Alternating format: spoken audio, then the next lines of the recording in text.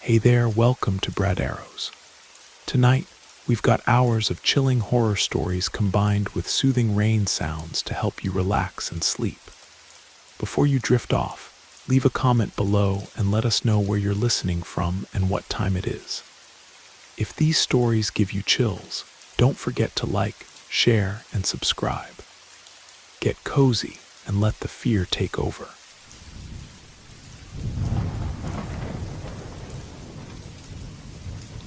The question burned in my mind as I stood on the rain-slicked pavement of Maple Avenue. The flickering neon signs of downtown Detroit cast eerie shadows across the wet asphalt, their electric hum mixing with the steady drumbeat of raindrops. I pulled my jacket tighter around my shoulders, scanning the empty street that stretched before me like a dark river. My name is Jake Morrison. 3 years ago, I was just another reporter covering city hall meetings and school board elections. That changed the night my cousin Tommy was found dead in an alley behind the old Packard plant. The police called it a robbery gone wrong, but I knew better. Tommy had been asking too many questions about the wrong people, and Detroit's shadows had swallowed him whole. Now I stood here on this rain-soaked Tuesday night, chasing the same ghosts that had claimed him. The October wind carried the scent of rust and decay, reminders of a city that had seen better days. Empty lots stretched between crumbling buildings, their broken windows staring down at me like hollow eyes. I had spent the last month investigating a series of disappearances that seemed to follow a pattern. Each victim had been connected to Vincent Kane, a real estate mogul whose empire thrived on the bones of Detroit's collapse.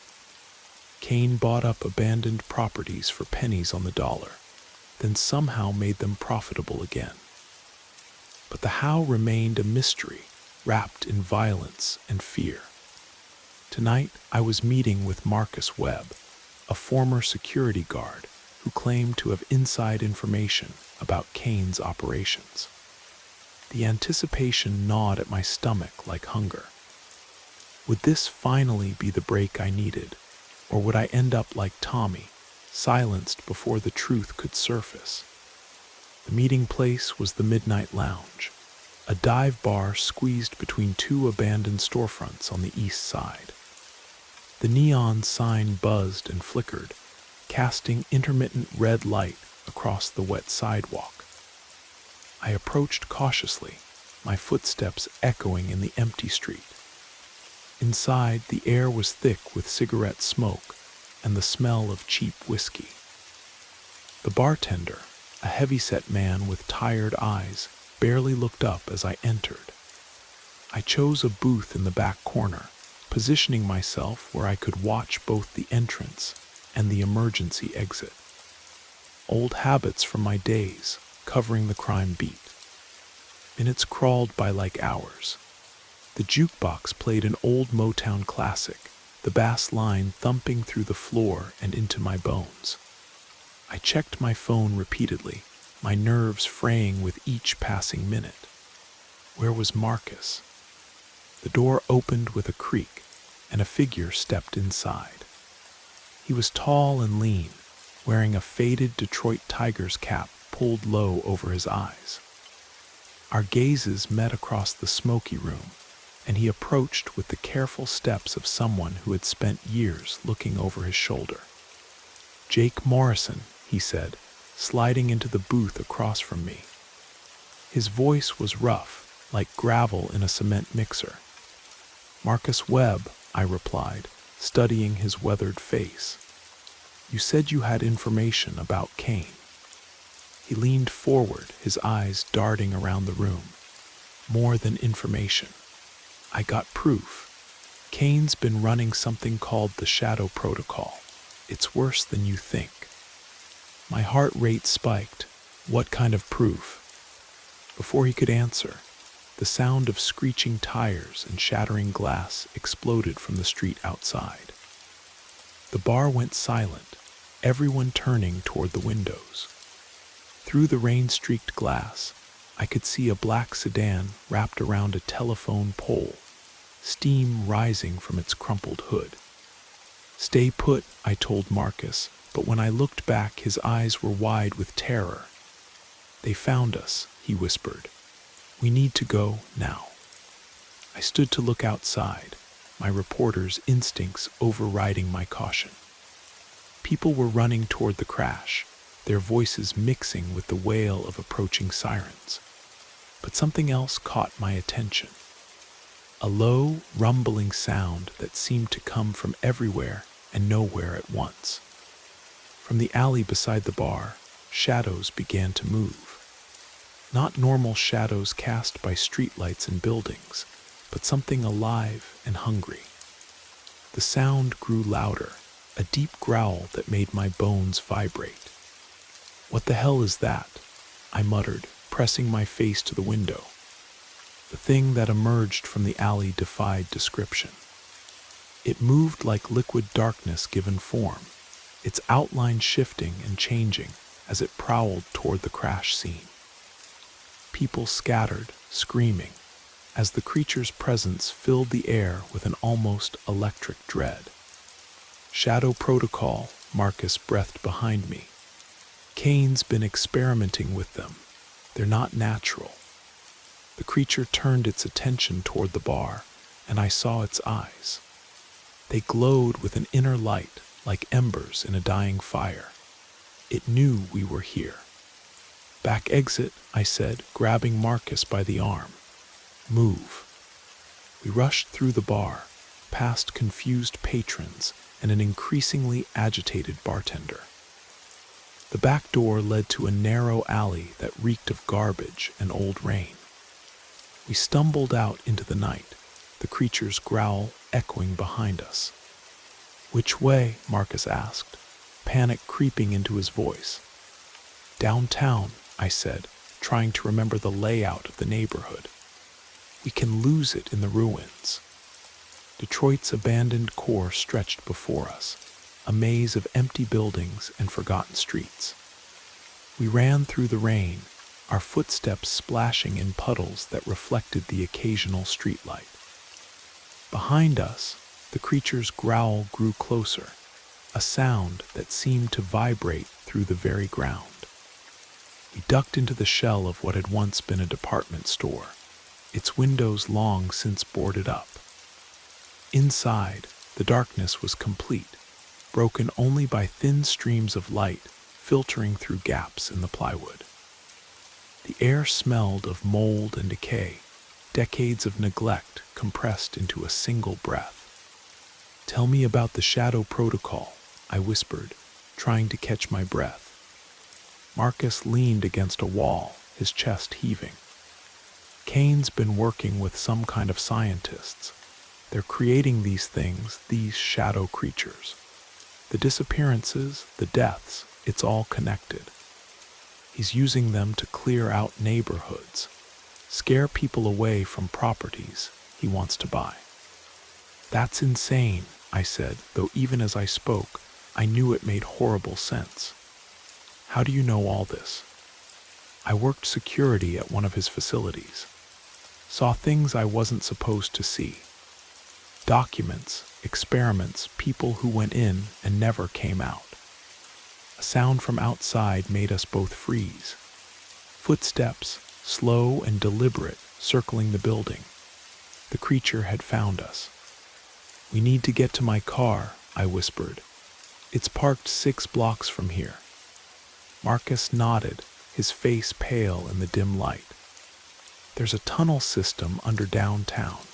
Old utility tunnels from the 1950s. We can use those." We felt our way through the darkness, hands trailing along walls thick with grime and graffiti. The creature's presence pressed against the building like a living thing, probing for weaknesses. Every creak and groan of the old structure sent adrenaline surging through my veins. We found a maintenance door in the basement, its lock long since broken. The tunnel beyond was narrow and low, forcing us to move in a crouch. The concrete walls wept with moisture, and the air was thick with the smell of rust and standing water. "How far?" I asked, my voice echoing in the confined space. "Quarter mile," Marcus replied. "There's an exit near the old train station." We moved through the tunnel like blind men, guided only by the rough texture of the walls and the sound of our own breathing. Behind us, I could hear something following. Not footsteps, but a sliding, scraping sound that raised the hair on my arms. The tunnel seemed to stretch forever, each step taking us deeper into Detroit's buried veins. Water dripped from overhead pipes, and occasionally we passed side passages that led to unknown destinations. The city's forgotten infrastructure wrapped around us like a concrete shroud. Finally, we reached a ladder leading up to a maintenance hatch.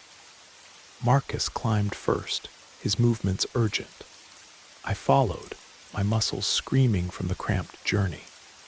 We emerged into another alley, this one behind the ruins of Michigan's Central Station. The rain had stopped, but the air was thick with humidity and the promise of more storms. The train station loomed above us, its broken windows like dead eyes in a skull. Once, it had been the gateway to Detroit's future. Now it stood as a monument to dreams deferred. "My car's 2 blocks north," I said, orienting myself by the familiar landmarks. We jogged through the empty streets, our footsteps echoing off abandoned buildings. The creature's growl followed us, sometimes near, sometimes distant, but always present. It was playing with us, I realized, herding us toward some predetermined destination. My car sat where I had left it, a battered Honda Civic that had seen better years. I fumbled with the keys, my hands shaking from adrenaline and cold. The engine turned over on the 3rd try, a small miracle in a night full of impossibilities. "Where to?" I asked as Marcus slumped into the passenger seat. "Safe house," he said, pulling out a cell phone. "I know someone who can help." As I drove through Detroit's empty streets, I couldn't shake the feeling that we were being watched. The creature was still out there, and Kane's shadow protocol was just beginning to reveal its true horror. But for the first time since Tommy's death, I felt like I was finally getting close to the truth. The safe house turned out to be an apartment above a closed pizzeria in Corktown. Marcus led me up a narrow staircase, his keys jangling in the silence. The apartment was small and spartanly furnished, but it felt like a sanctuary after the night's events. "Coffee?" Marcus asked, moving toward a kitchenette. "Please," I said, sinking into a worn armchair. My clothes were still damp from the rain, and exhaustion was beginning to set in. While Marcus made coffee, I pulled out my notebook and began writing down everything I could remember. The creature, the shadow protocol, Kane's connection to the disappearances. It all felt like pieces of a puzzle that was finally beginning to take shape. "Here," Marcus said, handing me a steaming mug. "You're going to need this." I took a sip, feeling the warmth spread through my chest. "Tell me everything you know about Kane's operation." Marcus settled into a chair across from me, his expression grim. "Kane's been buying up property all over Detroit for the past 5 years. Empty lots, abandoned buildings, even some occupied homes. But instead of just bulldozing them, he's been using these shadow creatures to clear them out first." "Why?" I asked, though I suspected I already knew the answer.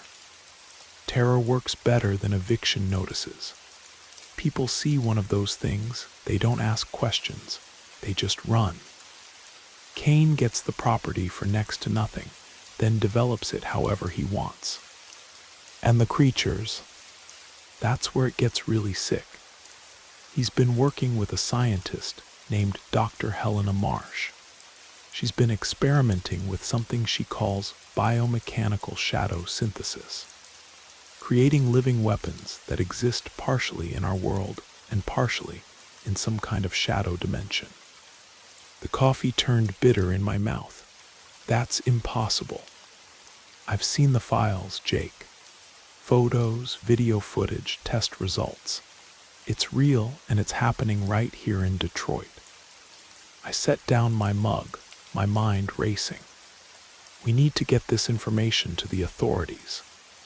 What authorities? Marcus laughed bitterly. Kane owns half the city council and has dirt on the other half. The police won't touch him, and the FBI thinks Detroit's problems are just urban decay. Then we go to the media. I still have contacts at the Detroit Free Press. You think anyone's going to believe a story about shadow monsters? Marcus shook his head. We need more than just my word. We need proof. What kind of proof? Marcus stood and walked to a filing cabinet in the corner. He pulled out a thick folder and handed it to me. This is everything I could steal before I ran. Financial records, correspondence with Dr. Marsh, facility locations, test results. It's all here. I opened the folder, my eyes scanning the documents inside. Bank transfers, property deeds, scientific reports filled with terminology I couldn't understand. But one thing was clear. Kane had been operating a massive illegal operation right under the city's nose. This is incredible, I said, flipping through the pages. But how do we prove the creatures are real? We don't, Marcus said. We focus on the money trail, the illegal experiments, the property fraud, the conspiracy to terrorize residents. The creatures are just the weapon. The real crime is what Kane's doing to the city. I nodded, seeing the logic in his approach. We need to get this to someone who can act on it. I know someone, Marcus said. Detective Frank Rodriguez. He's been investigating Kane for months, but he's been hitting dead ends. This might be exactly what he needs. As if summoned by his words, a knock came at the door. Marcus and I exchanged glances, adrenaline spiking through my system. You expecting someone? I whispered. Marcus shook his head, moving cautiously toward the door. Who is it? Frank Rodriguez, Detroit PD.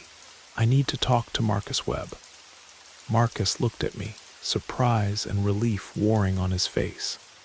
How did you find me? I've been tracking Kane's people all night.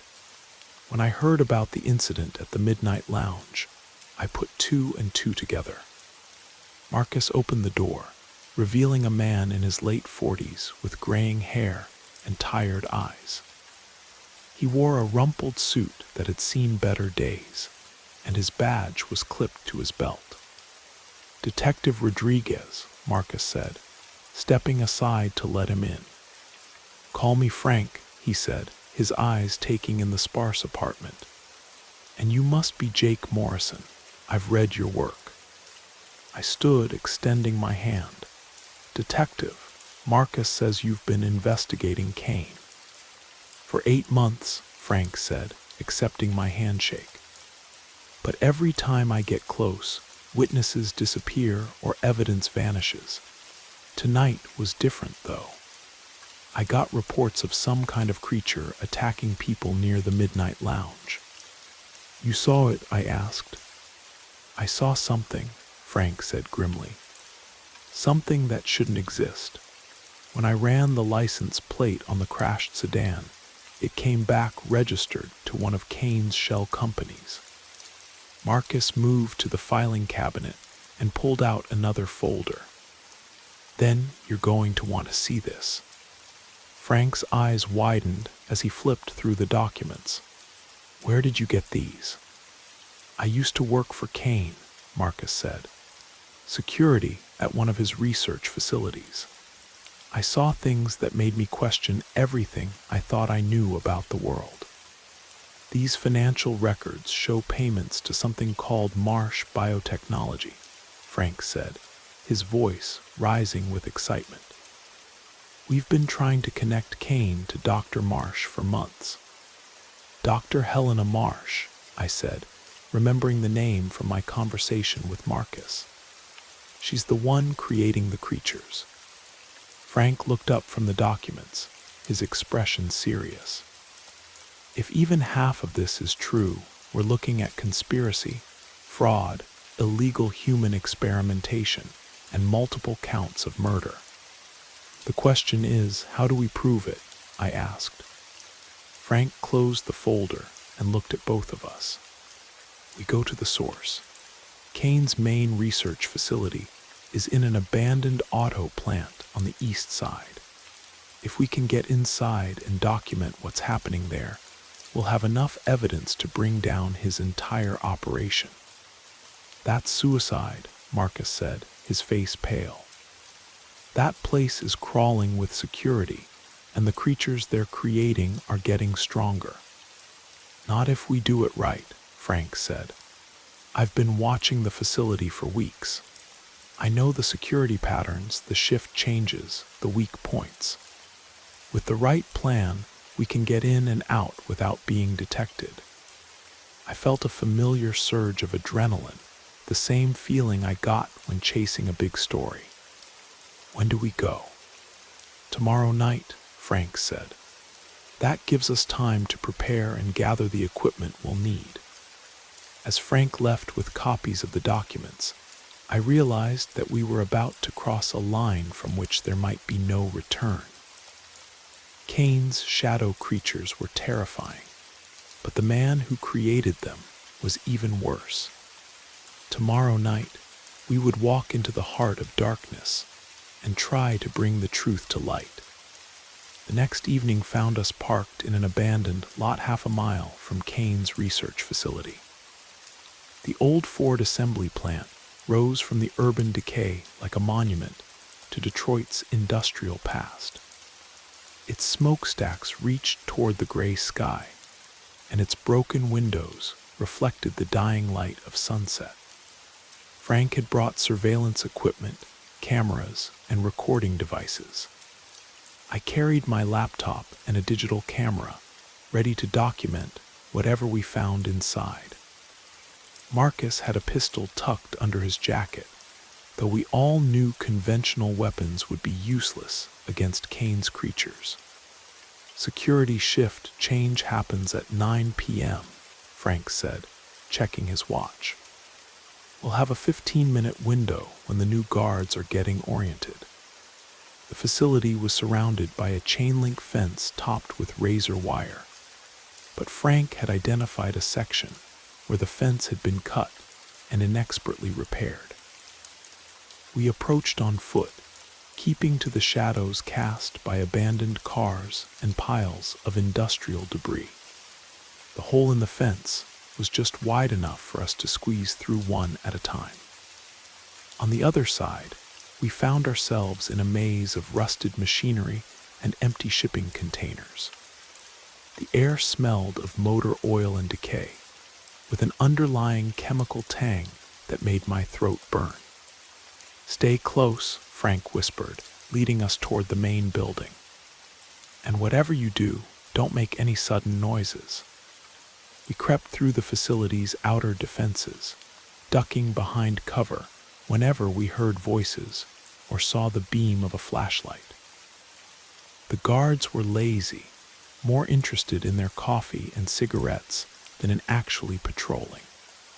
But I could sense something else in the darkness, something that made my skin crawl.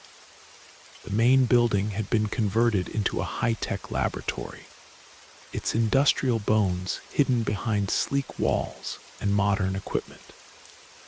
We found an unlocked service door and slipped inside, our footsteps echoing in the sterile corridors.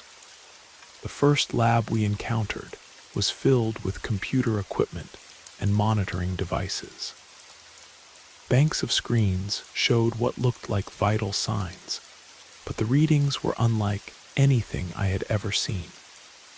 Heart rates in the hundreds, brain activity that spiked and dipped in impossible patterns. "What are they monitoring?" I whispered, raising my camera to photograph the screens. "Test subjects," Marcus said, his voice tight with disgust. "Kane's been using homeless people, runaways, anyone who won't be missed." We moved deeper into the facility, documenting everything we saw. Holding cells lined one corridor, their occupants hidden behind steel doors with small observation windows. I peered through one and immediately wished I hadn't. The thing inside had once been human, but now it was something else entirely. "Dear God," I breathed, my camera shaking in my hands. "The transformation process," Marcus explained. "Marsh found a way to merge human consciousness with shadow energy. The result is something that exists in both dimensions simultaneously." We reached the central laboratory, a vast space filled with strange machinery and tanks of bubbling liquid. At the center of the room stood Dr. Helena Marsh herself, a woman in her 50s with silver hair and cold, calculating eyes. She was speaking to someone on a cell phone, her voice carrying clearly in the sterile air. "Yes, Mr. Kane, the latest batch is ready for field testing. The Corktown deployment should be complete by midnight." My blood ran cold. Corktown was where Frank lived, where thousands of innocent people were going about their evening routines, unaware of the horror that was about to be unleashed upon them. "We have to stop this," I whispered to Frank. "First, we document everything," he replied, his camera already clicking. "Then we get out of here and call in the cavalry." But even as he spoke, alarms began to sound throughout the facility. Red lights flashed, and the sound of running feet echoed through the corridors. "They know we're here," Marcus said, his hand moving to his weapon. Dr. Marsh looked up from her phone, her eyes scanning the shadows where we were hiding. "Security to Lab 7, she said into her radio. "We have intruders." We ran, abandoning stealth for speed. The corridors that had seemed empty before now teemed with security guards and something worse. The shadow creatures moved through the facility like living nightmares, their forms shifting and changing as they hunted us. We reached an emergency exit, but it was locked from the inside. Frank pulled out a small explosive device and attached it to the door handle. "Cover your ears," he said, then detonated the charge. The door blew open, and we tumbled out into the night. Behind us, the facility erupted in chaos as alarms wailed and searchlights swept the grounds. We ran toward the fence, the shadow creatures close behind. I felt something brush against my shoulder, a cold touch that sent ice through my veins. I stumbled, nearly falling, but Marcus grabbed my arm and pulled me forward. "Don't look back," he said. "Whatever you do, don't look back."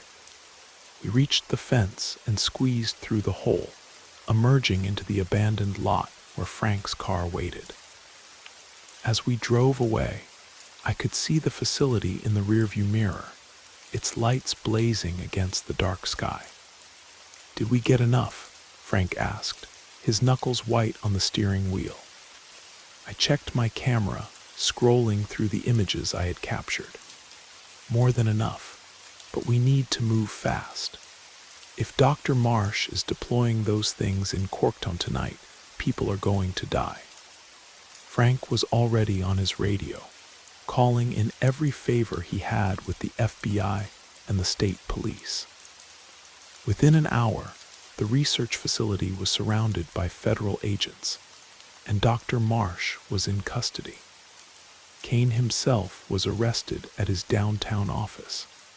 his empire of shadows finally brought into the light.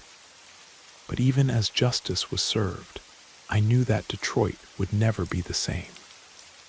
The shadows that Cain had unleashed couldn't be simply locked away or forgotten. They were part of the city now, woven into its fabric like scars on old wounds. I wrote the story that brought down Vincent Cain and exposed the Shadow Protocol to the world. It won awards and brought me recognition, but none of that mattered as much as the knowledge that Tommy's death had finally been avenged. Detroit continued to struggle, continued to fight for its future. But it did so with the truth finally revealed, its shadows no longer hiding the monsters that preyed upon the innocent. And in the city's slow resurrection, I found a kind of peace I had never expected. The rain still fell on Maple Avenue, but now it washed clean instead of hiding the dirt beneath. The neon signs still flickered, but they illuminated hope instead of despair. And somewhere in the distance, Tommy's voice seemed to whisper on the wind, finally at rest. As I stood on that same rain-soaked pavement where my journey had begun, I realized that some stories never truly end. They just transform, like shadows shifting in the light, revealing new truths with each telling. Detroit's story was still being written, one day at a time, one life at a time. The shadow creatures were gone, but the city's real monsters, poverty and corruption and despair, remained. Those were the battles that would define Detroit's future, and I was ready to fight them with the only weapon I had ever truly mastered: the truth. The question that had echoed in my mind that first night finally had an answer. Justice was possible, even in a city where shadows seemed to reign supreme. It just required the courage to shine a light into the darkness and refuse to look away from what was revealed. Detroit's shadows would always be there, but now they served a different purpose. They reminded us of how far we had come and how far we still had to go. And in their depths, if you knew how to look, you could sometimes catch a glimpse of hope flickering like candlelight in the dark.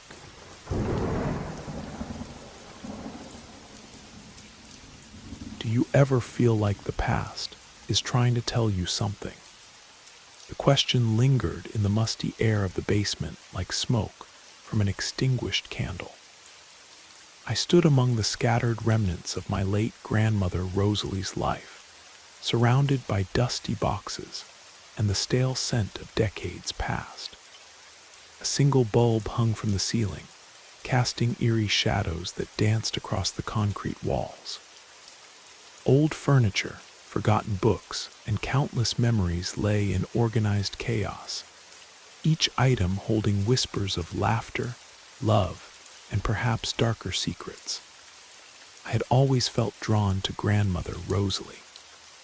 She was a woman who had weathered life's storms with quiet strength, her eyes holding stories she never quite shared.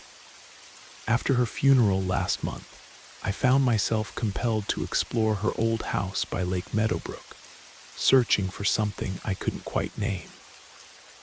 As I moved through the basement, something caught my eye in the far corner.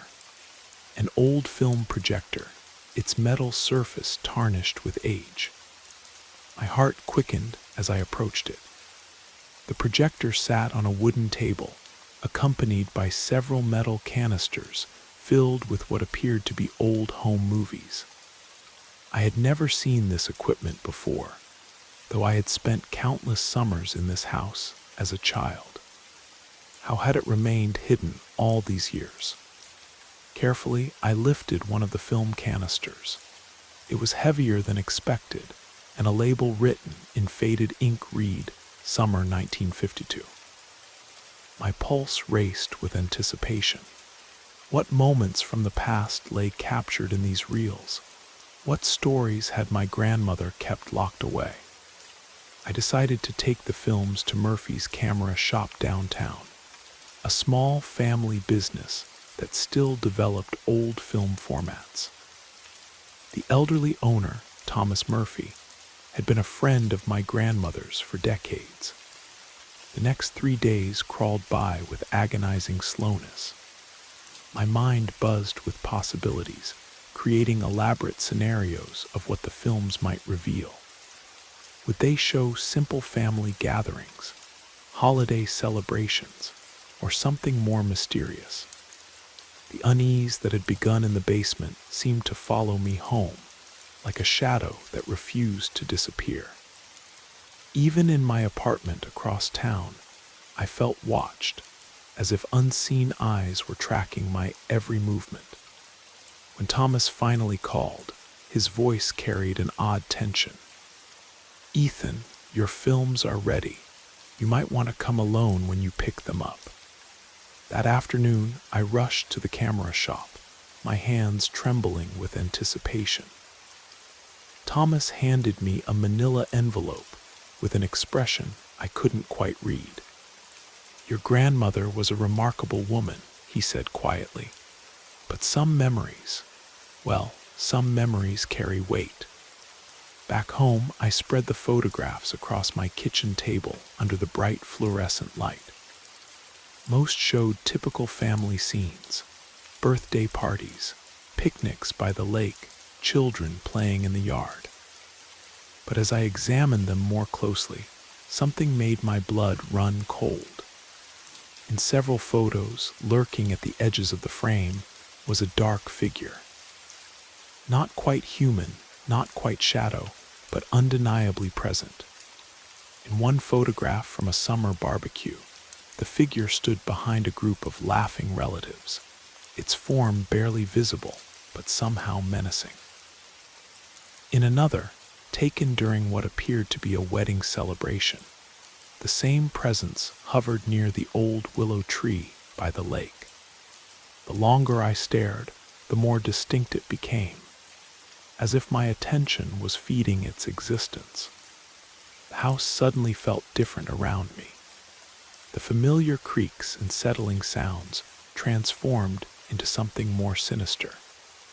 Wind rattled the windows with unusual force, and I found myself pacing from room to room, unable to shake the feeling that something was terribly wrong. A soft scraping sound from the living room made me freeze. I held my breath, straining to listen. The sound came again, like fingernails dragging across wood. My heart hammered against my ribs as I slowly turned toward the noise. "It's just the old radiator," I whispered to myself, but my voice sounded hollow in the empty room. Forcing myself to focus, I returned to the photographs. Each image seemed to pull me deeper into a mystery I didn't understand. The shadow figure appeared consistently throughout different years, always watching, always present. In one particularly disturbing photo, from a children's birthday party, the figure seemed to be reaching toward a young girl who bore a striking resemblance to my grandmother. That night, sleep was impossible. Every time I closed my eyes, I saw that dark shape lurking in the corners of my vision. When dawn finally broke, I knew I had to return to the house by Lake Meadowbrook. There had to be answers hidden somewhere in that basement, some explanation for what I was seeing. The drive to the lake took 30 minutes through winding country roads lined with ancient oaks and maples.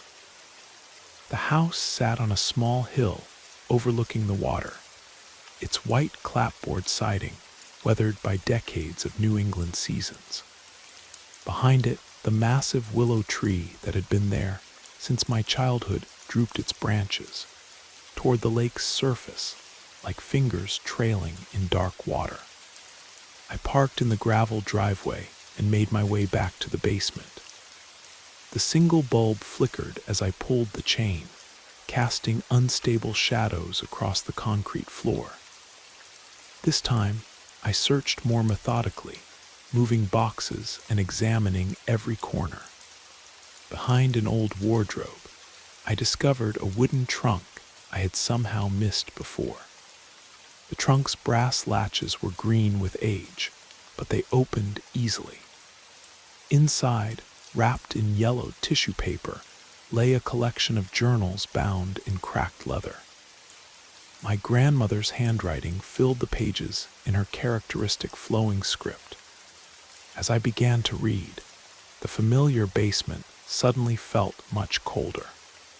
June 15th, 1952. Vivian saw it again today. The shadow that follows us by the lake. She thinks I'm losing my mind, but I know what I've seen. It watches us, especially when we're near the old willow. My hands shook as I turned the pages. Entry after entry described encounters with something my grandmother called the presence. She wrote about whispers that came with the evening wind, about feeling watched during her daily walks, about a darkness that seemed to emerge from the lake itself. July 20th, 1952. Vivian is gone. Her family says she moved to California, but I know better. The shadows took her.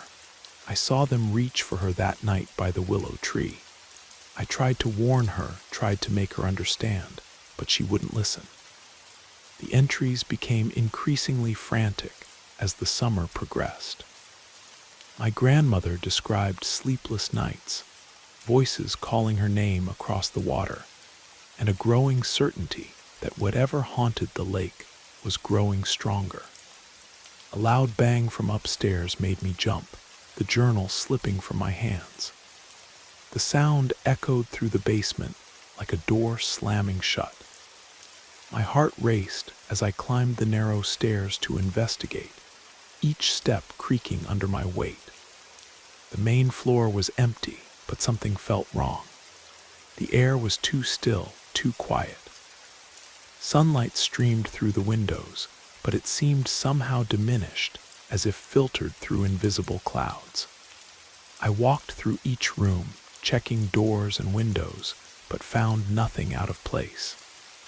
As I returned to the basement, another journal entry caught my attention. This one was dated just weeks before my grandmother's death. October 3rd, the shadows have returned to Lake Meadowbrook. I can feel them stirring beneath the willow's roots. Ethan will come here someday, I'm certain of it. If he does, I pray he's stronger than I was. The truth lies buried where the willow drinks from the lake. The truth about what happened to Vivian, about what's been watching our family for decades. My blood turned to ice. She had known I would come here. Somehow, she had anticipated this moment, had left these journals specifically for me to find. But what truth was buried by the willow tree? And what had happened to her friend Vivian all those years ago? I grabbed a flashlight from the workbench and headed outside. The afternoon sun was beginning to sink toward the horizon, casting long shadows across the lawn. The willow tree stood like a sentinel beside the lake, its branches swaying gently in the breeze despite the absence of any wind. As I approached the tree, the temperature seemed to drop noticeably. The air grew thick and heavy, making each breath feel labored. The usual sounds of the lake, lapping water, bird calls, rustling leaves, faded to an unnatural silence. The massive trunk of the willow was scarred with age, its bark twisted and gnarled. Near the base, partially hidden by hanging branches, I noticed something unusual, a series of marks carved into the wood. They formed a pattern I didn't recognize, but something about them felt familiar, as if I had seen them in dreams. I knelt beside the tree's base, where the roots disappeared into the soft earth near the water's edge. The ground here was different from the rest of the yard, darker, richer, as if it had been disturbed many times over the years. Using my hands, I began to dig. The soil was surprisingly loose, and within minutes I felt something solid beneath my fingers. I pulled out a small metal box, its surface corroded but still intact. With trembling hands, I pried it open.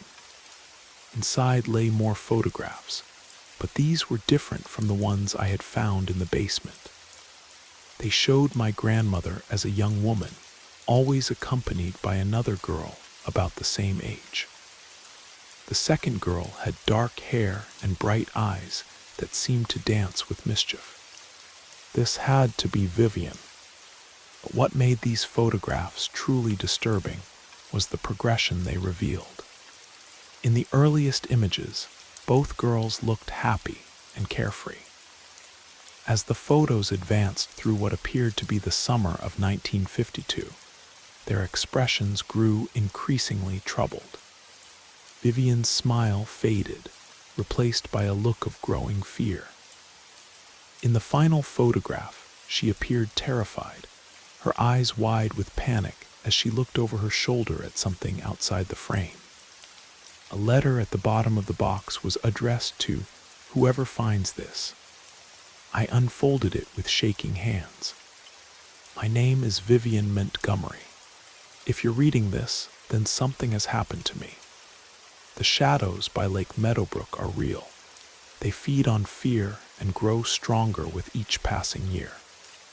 Rosalie and I tried to understand them, tried to find a way to make them leave, but we were too young, too frightened. The willow tree is their anchor to this world. It must be destroyed, or they will continue to claim victims. Don't let them take anyone else. The letter was dated July 22nd, 1952. Just 2 days after my grandmother's journal entry about Vivian's disappearance. As I finished reading, the sun dipped below the tree line, and the world around me shifted into twilight. The lake's surface became perfectly still, reflecting the darkening sky like black glass. And then I heard it, a whisper, soft as silk, calling my name across the water. Ethan. I spun around, searching for the source of the voice, but saw nothing. The whisper came again, closer this time, seeming to emanate from the willow tree itself. Ethan, come closer. Every instinct screamed at me to run, but I found myself drawn forward instead. The hanging branches of the willow parted as I approached, creating a natural doorway into the space beneath the tree's canopy. Inside, the air was thick with an otherworldly presence that made my skin crawl. The whispers grew louder, multiplying into a chorus of voices. Some sounded like my grandmother, others like strangers I had never met. But underneath them all was a voice I somehow knew belonged to Vivian. Help us, she pleaded. We've been trapped here for so long. Free us from this place. The shadows beneath the willow began to coalesce, forming shapes that were almost human, but wrong in ways I couldn't articulate. They reached toward me with fingers that seemed to be made of darkness itself, and I felt an overwhelming urge to let them touch me, to surrender to whatever they wanted. No, I said aloud, surprising myself with the strength in my voice. I won't let you win. The shadows recoiled as if my words had physical force. In that moment of clarity, I understood what I had to do. Vivian's letter had been clear. The willow tree was their anchor. It had to be destroyed. I ran back to the house, my mind racing as I searched for something that could help me. In the basement, I found an old gas can that still contained fuel for the lawn mower. It wasn't much, but it might be enough. When I returned to the tree, full darkness had fallen. The lake was absolutely still, and the air hummed with malevolent energy. The shadows had grown bolder in my absence, no longer hiding at the edges of vision, but moving openly beneath the willow's branches. You cannot destroy us, they hissed in unison. We are eternal. We are bound to this place by more than wood and earth. Maybe, I replied, unscrewing the cap on the gas can. But I have to try. I began dousing the base of the tree with gasoline, working quickly as the shadows pressed closer. They seemed afraid of the fuel scent, recoiling whenever droplets splashed near them. As I worked, I thought about my grandmother, about the fear she had carried for decades, about a young woman named Vivian who had vanished one summer night. When the can was empty, I pulled out my lighter. The small flame seemed incredibly bright in the darkness, and the shadows writhed away from its glow. "This is for Vivian," I said, "and for everyone else you've hurt." I dropped the lighter. The tree erupted in flames that reached impossible heights, burning with colors that had no names. The shadows screamed as one, a sound that seemed to come from the earth itself. I stumbled backward as the heat washed over me, watching as decades of malevolent presence were consumed by the cleansing fire. But as the flames reached their peak, something unexpected happened. Instead of being destroyed, the shadows began to change. The screams of anguish transformed into cries of relief. And for a brief moment, I saw faces in the fire. My grandmother, Vivian, and others I didn't recognize, all looking peaceful at last. "Thank you," Vivian's voice whispered one final time. And then the supernatural flames died away, leaving only a normal fire burning through the ancient wood. I sat on the lakeshore and watched the willow tree burn until nothing remained but charred earth and ash. As dawn broke over Lake Meadowbrook, the oppressive feeling that had haunted this place for generations finally lifted. The air felt clean again, and the lake reflected the morning sun with genuine warmth. But as I walked back to my car, I couldn't shake the feeling that this wasn't truly the end. The shadows were gone from this place, but there were other lakes, other trees, other families who might one day need someone brave enough to face the darkness. I kept my grandmother's journals and Vivian's letter, placing them in a safe deposit box, along with instructions for whoever might need them in the future. Because some truths are too important to remain buried, and some stories demand to be remembered. The old house by Lake Meadowbrook stands empty now, but sometimes, on clear mornings when the sun shines just right, you can see new growth emerging from the charred earth where the willow once stood. Whatever grows, there will be clean and untainted, free from the shadows that once called it home. And sometimes, when the wind blows across the water just right, you can almost hear the sound of two young women laughing together, finally at peace after 70 years of separation. The past may leave scars, but it doesn't have to define the future. As I drove away from Lake Meadowbrook for the last time, I realized that my grandmother had been right about one thing: memories do carry weight. But sometimes, the heaviest burden is knowing when to let them go.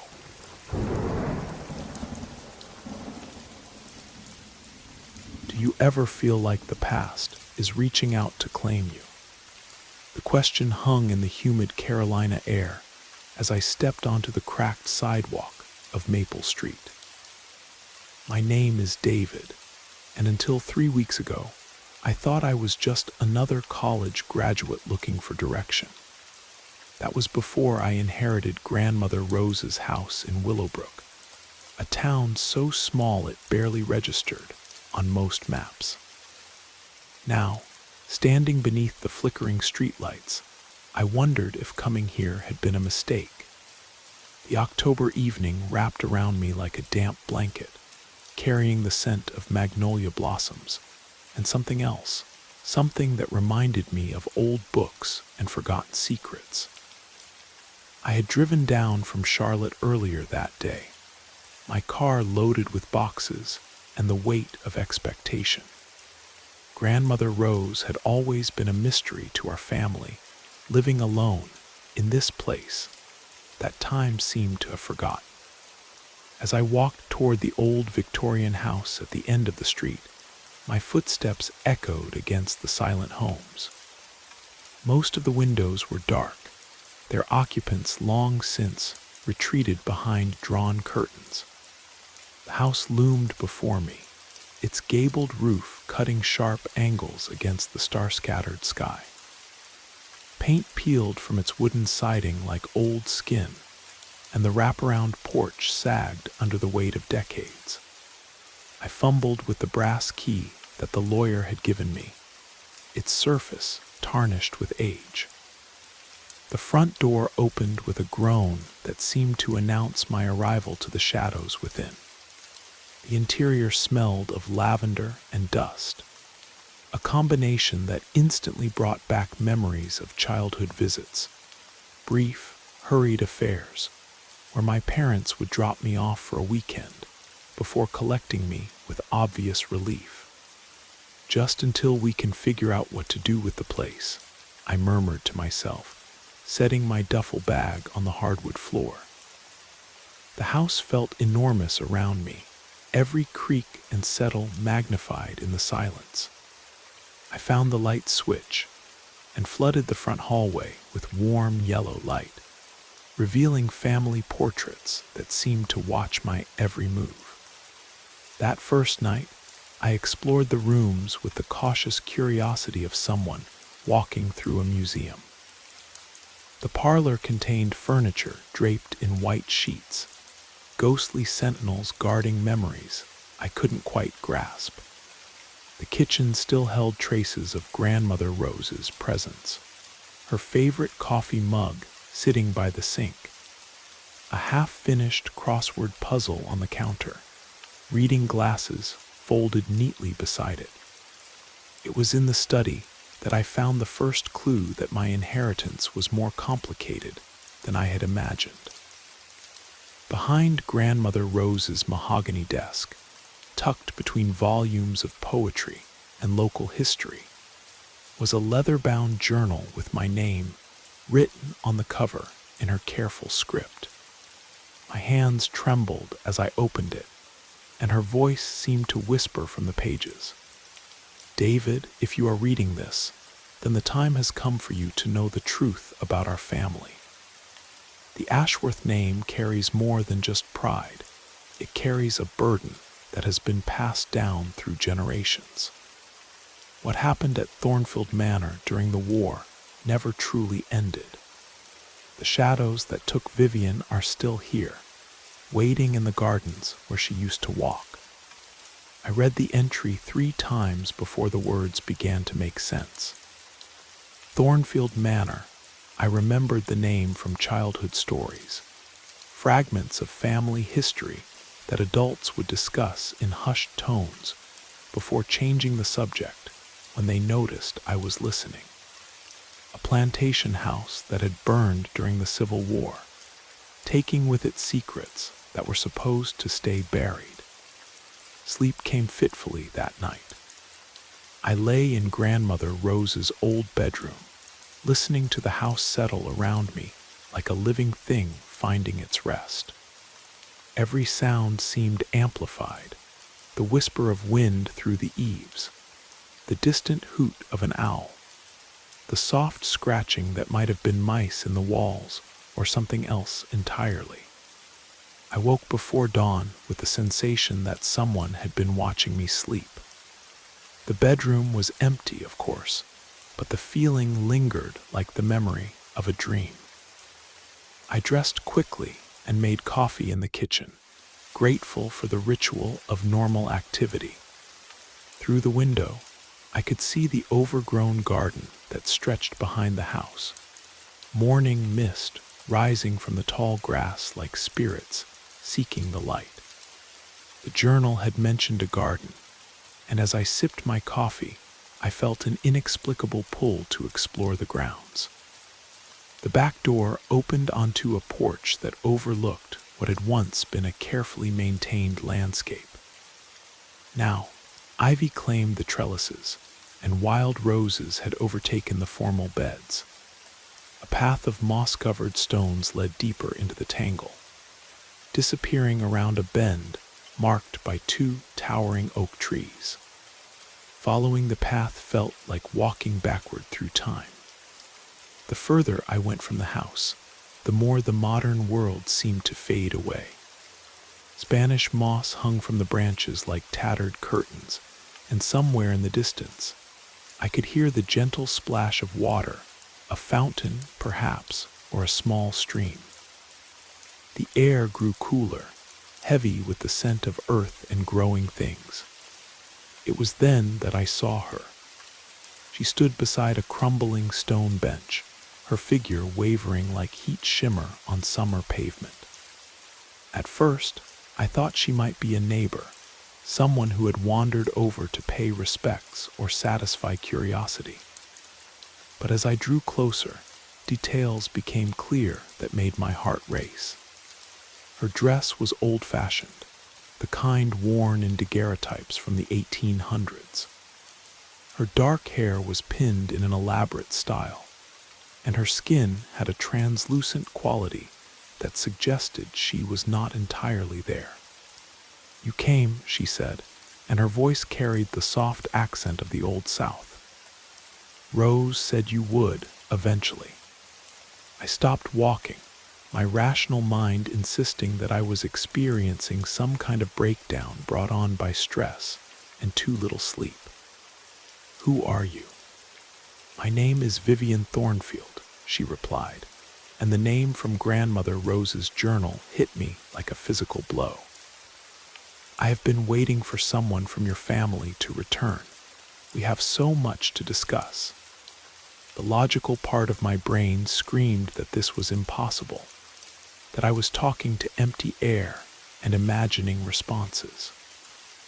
But something deeper, some ancestral memory that lived in my bones, recognized the truth of what I was seeing. This was the woman whose story had been whispered in fragments throughout my childhood, the missing piece of family history that explained why Grandmother Rose had lived alone with her secrets. "The war took everything from us," Vivian continued, her form flickering like candlelight in a breeze. "But not in the way the history books tell it. There were things done in those final days, desperate choices made by people who thought they were saving what they loved. Your great-great-grandfather, Thomas Ashworth, was the overseer at Thornfield. He tried to help us when the end came. Images flashed through my mind, not memories, but something deeper, as if the knowledge was written in my blood.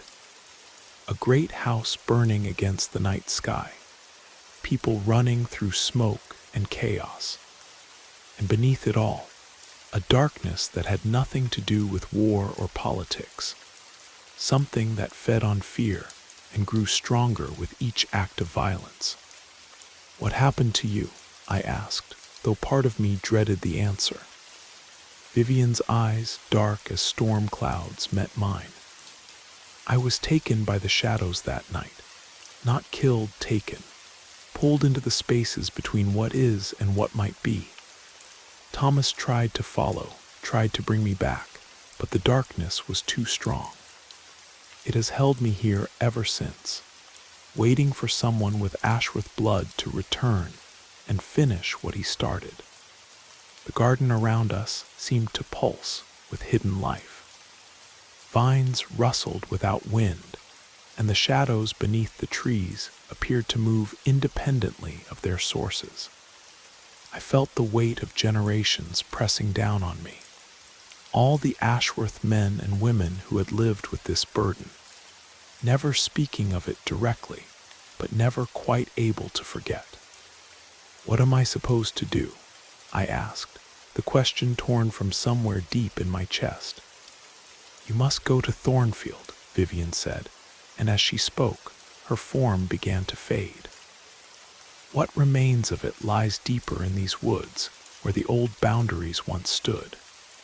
Find the ruins of the manor house, and beneath it, you will discover the source of the binding. Only then can you choose whether to break the cycle or let it continue. "Wait," I called out, but she was already gone, leaving only the scent of jasmine and the echo of her words hanging in the morning air.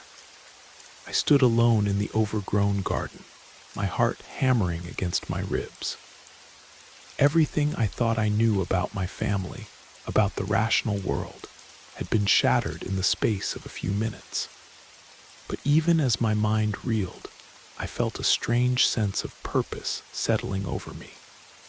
This was why I had been drawn to Willowbrook, why Grandmother Rose had left me the house and the journal.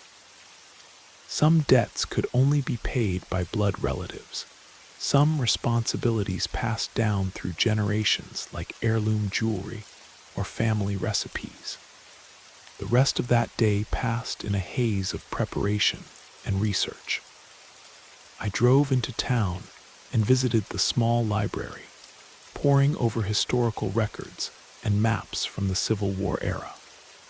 Thornfield Manor had indeed existed, a substantial plantation house owned by the Thornfield family until 1864, when it had burned under mysterious circumstances.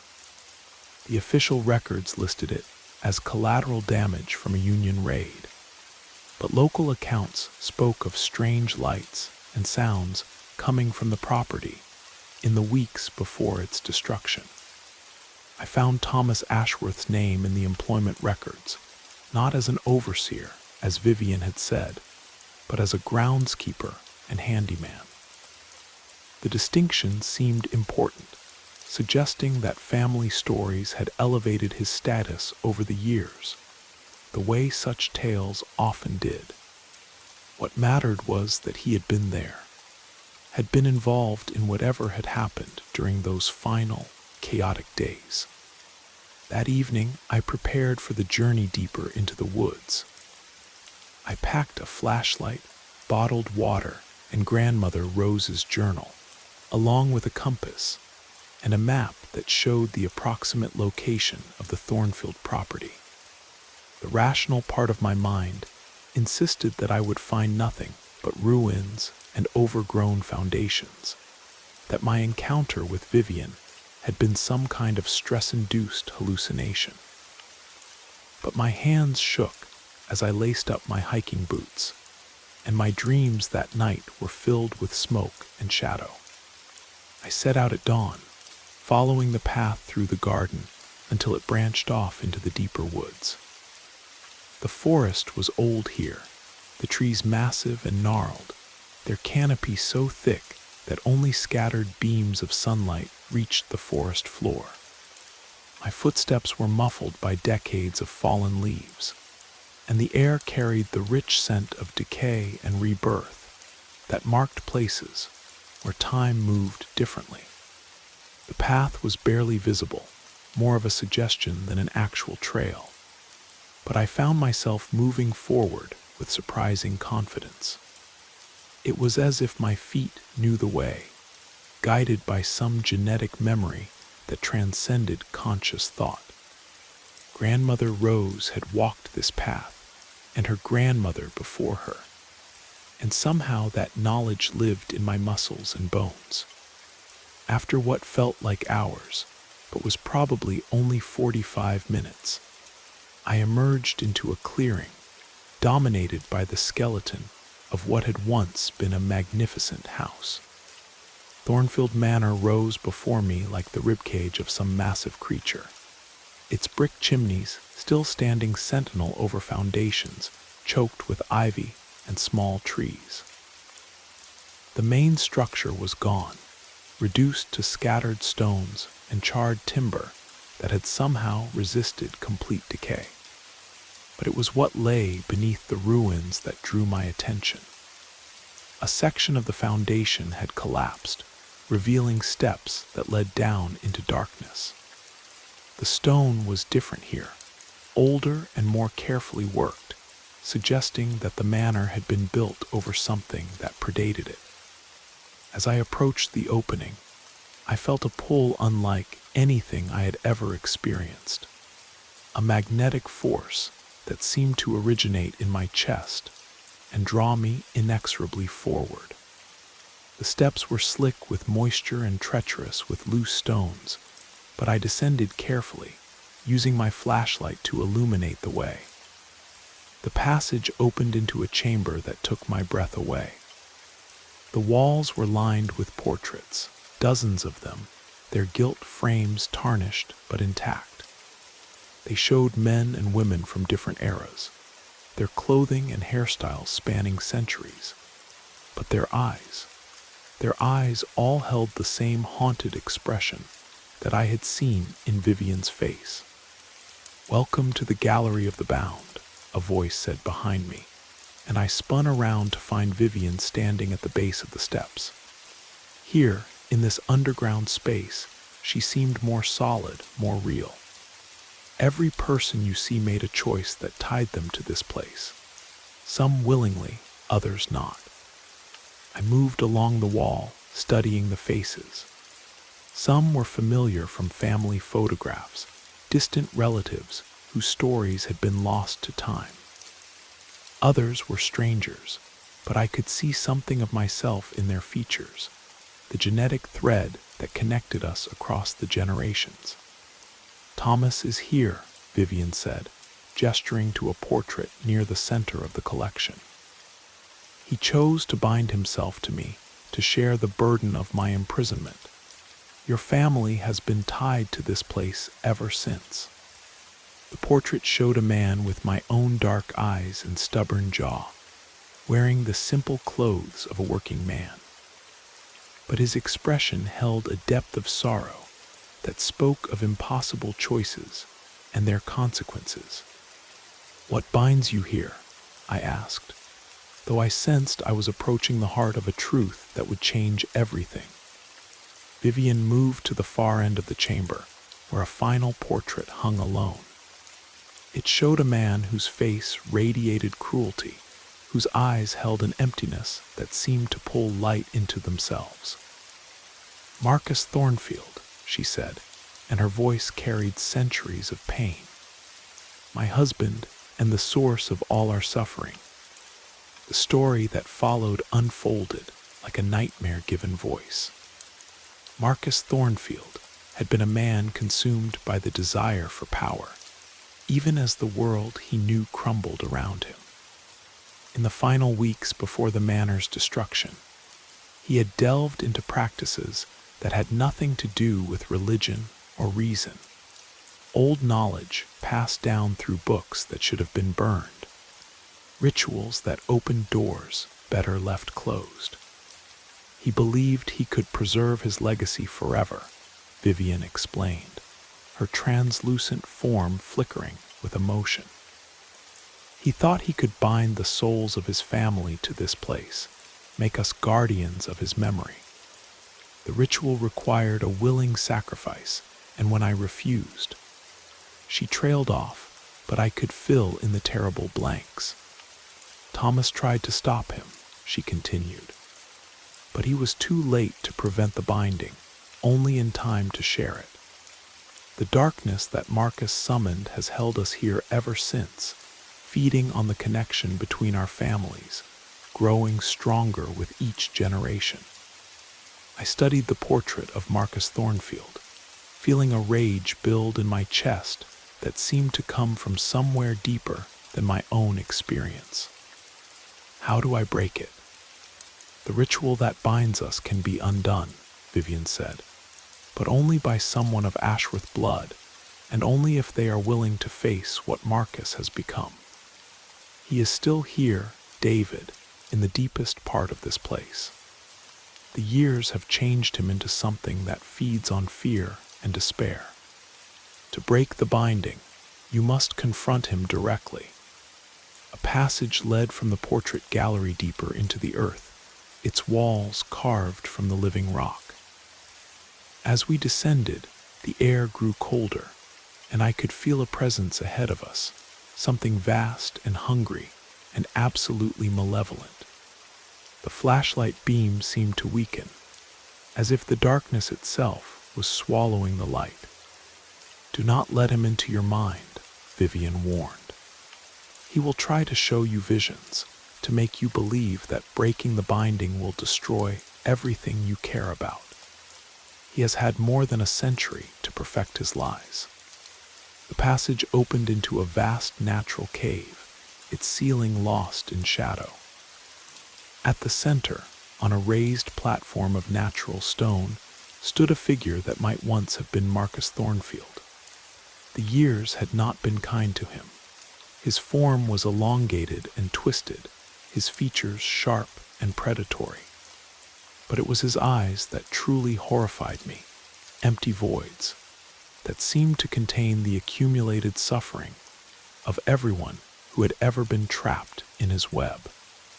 "Another Ashworth comes to challenge me," he said, and his voice was like the sound of wind through broken glass. "How tiresome. Do you know how many of your ancestors have stood where you stand now? How many have chosen to join me rather than face the consequences of breaking the binding?" Images flooded my mind, visions of what would happen if I destroyed the ritual that held Vivian and the others. I saw Willowbrook consumed by supernatural chaos, innocent people suffering for my choice. I saw my own life ending in madness and isolation, cut off from everyone I cared about. "These are lies," I said, though the visions felt completely real. "You're showing me fears, not truth." Marcus laughed, a sound like breaking bones. "Am I? Look deeper, boy. See what your meddling will truly cost." The visions intensified, showing me specific faces. My parents, my sister, friends from college, all suffering because of my choice to interfere with forces beyond my understanding. But as I watched, I began to notice something that Marcus didn't seem to realize I could see. The people in his visions all shared a common expression, a hollowness around the eyes that I had learned to recognize. They weren't real people. They were projections created from Marcus's own emptiness, shadows cast by a soul that had consumed itself in pursuit of immortality. "Your power comes from the bindings," I said, understanding flooding through me. "You've been feeding on the souls you've trapped here, using their energy to maintain your existence. But it's never enough, is it? You're starving, diminishing with each passing year." His form flickered, and for a moment I caught a glimpse of what he truly was, a hollow shell animated by pure malice, sustained only by the suffering of others. "You understand nothing," he snarled, but I could hear the fear beneath the rage. I turned to where Vivian stood at the edge of the chamber. Even here, in the heart of Marcus's power, she had followed me. "What do I need to do?" "The binding is anchored in his portrait upstairs," she said. "If you can destroy it while he is weakened, the ritual will break. But you must choose freely, understanding that there will be consequences. Some of us have been bound here so long that we may not survive the release." I looked back at Marcus, seeing him clearly for the first time. He was a cancer that had metastasized through generations of my family, a spiritual poison that had claimed too many lives. Whatever the cost of breaking the binding, it had to be less than the cost of letting it continue. "I choose to break it," I said, and the words seemed to echo through the chamber with the weight of an oath. Marcus screamed, a sound that went beyond hearing and struck directly at the primitive parts of my brain. The chamber shook, rocks falling from the ceiling as the foundation of his power began to crack. I ran for the passage leading back to the portrait gallery, Vivian beside me, her form growing more solid with each step. The portrait of Marcus Thornfield seemed to writhe in its frame as I approached it, the painted eyes following my movement with malevolent intelligence. I grabbed a loose stone from the chamber floor and raised it above my head. "For everyone you've imprisoned," I said, and brought the stone down on the canvas. The painting split with a sound like thunder, and instantly the chamber filled with light, not the harsh glare of electric bulbs, but something warmer and more natural. The other portraits began to glow as well, and one by one, figures stepped out of their frames. Thomas Ashworth was among them, his face peaceful for the first time in over a century. He nodded to me once before dissolving into motes of light that spiraled upward and disappeared. Vivian was the last to go. She paused beside me, her hand briefly solid enough to touch my cheek. "Thank you," she whispered. "Tell our story, David. Don't let it be forgotten again."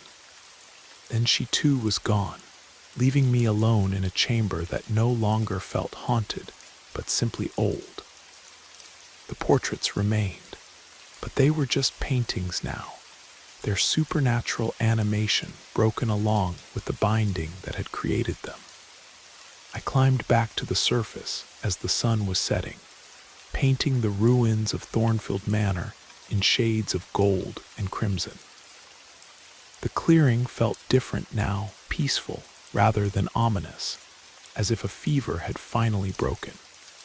I could hear birds singing in the surrounding trees, and somewhere in the distance, the sound of running water that spoke of life, returning to places where it had long been absent.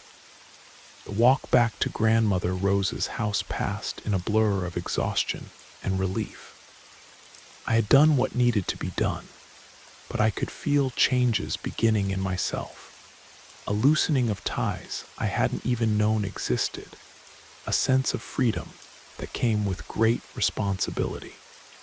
The Ashworth family was no longer bound to the shadows of Thornfield, but we were also no longer connected to the supernatural protection that the binding had provided.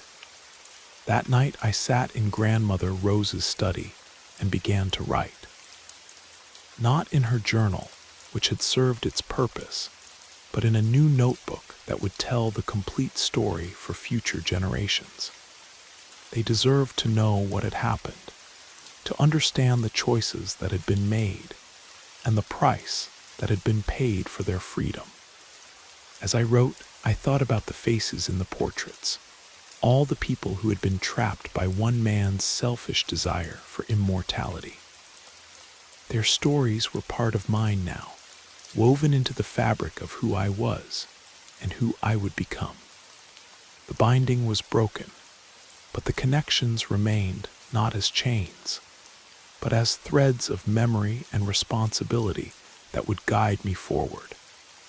Outside my window, the garden rustled in the evening breeze, and I could swear I heard something that might have been laughter, not the hollow mockery of Marcus Thornfield, but the genuine joy of souls finally set free. Tomorrow I would begin the work of restoring the house and grounds, of turning this place from a shrine to the past into a foundation for the future. But tonight I simply wrote, adding my own chapter to a story that had been generations in the telling. The shadows of Willowbrook were gone, but the light they had hidden was finally free to shine.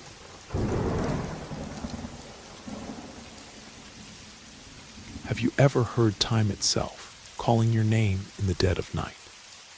I stood in the dusty attic of my grandfather's Victorian house, staring at the empty wooden case where his prized pocket watch once rested.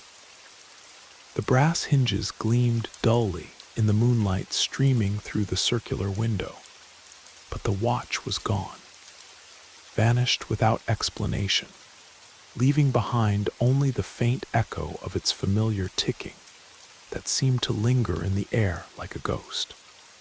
The old floorboards creaked beneath my feet as I shifted my weight, the sound unnaturally loud in the suffocating silence. My name is Michael Thorne, and I had always prided myself on being a practical man. 25 years as an architect had taught me to trust in blueprints and measurements, in things that could be drawn and calculated. But this house, this disappearance, challenged everything I thought I knew about the solid world around me. I ran my fingers along the empty case, feeling the smooth velvet lining that had cradled the watch for decades. The memory of its steady tick-tick-tick filled my mind, a rhythm that had been the soundtrack of my childhood visits to Grandfather William's workshop. Now, in its absence, the silence felt alive, pressing against my eardrums with an almost physical weight. Just the house settling, I murmured to myself, but my voice cracked in the darkness. The Victorian walls seemed to absorb my words, swallowing them into their aged timber and peeling wallpaper. I had inherited this place 6 months ago, but tonight was the first time I'd ventured into the attic workshop, where my grandfather had spent countless hours repairing timepieces. A soft whisper brushed against my ear, so faint I might have imagined it. I froze, my breath catching in my throat. The sound came again, like fabric rustling in a breeze that didn't exist. My heart began to race as I scanned the cluttered workshop. Moonlight casting long shadows between the workbenches and tool cabinets. The smell hit me then, a mixture of old wood, metal polish, and something else. Something that reminded me of my grandfather's cologne, faint but unmistakable. My hands trembled as I reached for the oil lamp on the nearest workbench, striking a match that flared briefly in the darkness before catching the wick. Golden light spread across the workshop, revealing the intricate chaos of a master craftsman's domain. Tiny gears and springs scattered across felt-covered surfaces, half-assembled clock movements frozen in time like mechanical skeletons. But there, in the corner of my vision, something moved. I spun around, the lamp's flame dancing wildly. Nothing, just shadows playing tricks on my tired eyes. But the feeling remained, that prickling sensation between my shoulder blades that told me I was being watched. The workshop felt different now, alive with an energy I couldn't explain. Then I heard it, a soft, rhythmic tapping. Tick, tick, tick, the sound of the missing pocket watch coming from somewhere deep within the house below. My blood ran cold as I realized it was impossible. The watch was gone, yet its heartbeat echoed through the floorboards like a summons. I moved toward the attic stairs, lamp held high, each step deliberate and measured. The ticking grew louder as I descended, leading me through the narrow hallway lined with faded photographs of the Thorne family. In the flickering light, their faces seemed to shift and change, eyes following my progress with expressions I couldn't quite read. The sound led me to the main floor, past the sitting room with its dust-covered furniture, and into the study where my grandfather had kept his most precious books. The ticking was strongest here, resonating from behind the massive oak bookshelf that dominated the far wall. I approached slowly, running my free hand along the leather-bound spines. "William," I whispered, feeling foolish but unable to stop myself. "Are you trying to tell me something?" The ticking stopped. In the sudden silence, I heard something else, a low, mechanical clicking, like the sound of a key turning in a lock. I watched in amazement as the bookshelf began to move, sliding sideways on hidden rails to reveal a narrow doorway I had never known existed. Cool air rushed out from the opening, carrying with it the scent of age and secrecy. I held the lamp higher, peering into the darkness beyond. Stone steps led downward, disappearing into shadows that seemed to swallow the light. The ticking resumed, fainter now, but unmistakably coming from below. My grandfather had been a man of many secrets, but this was beyond anything I had imagined. A hidden room, concealed for decades behind his book collection. What had he been hiding? What truth lay buried in the depths of this old house? I took a deep breath and stepped through the doorway, my footsteps echoing off the stone walls as I descended into the unknown. The air grew colder with each step, and I could feel the weight of the house pressing down above me. The ticking grew stronger, more insistent, as if urging me forward into the darkness. At the bottom of the stairs, I found myself in a circular chamber carved from living rock.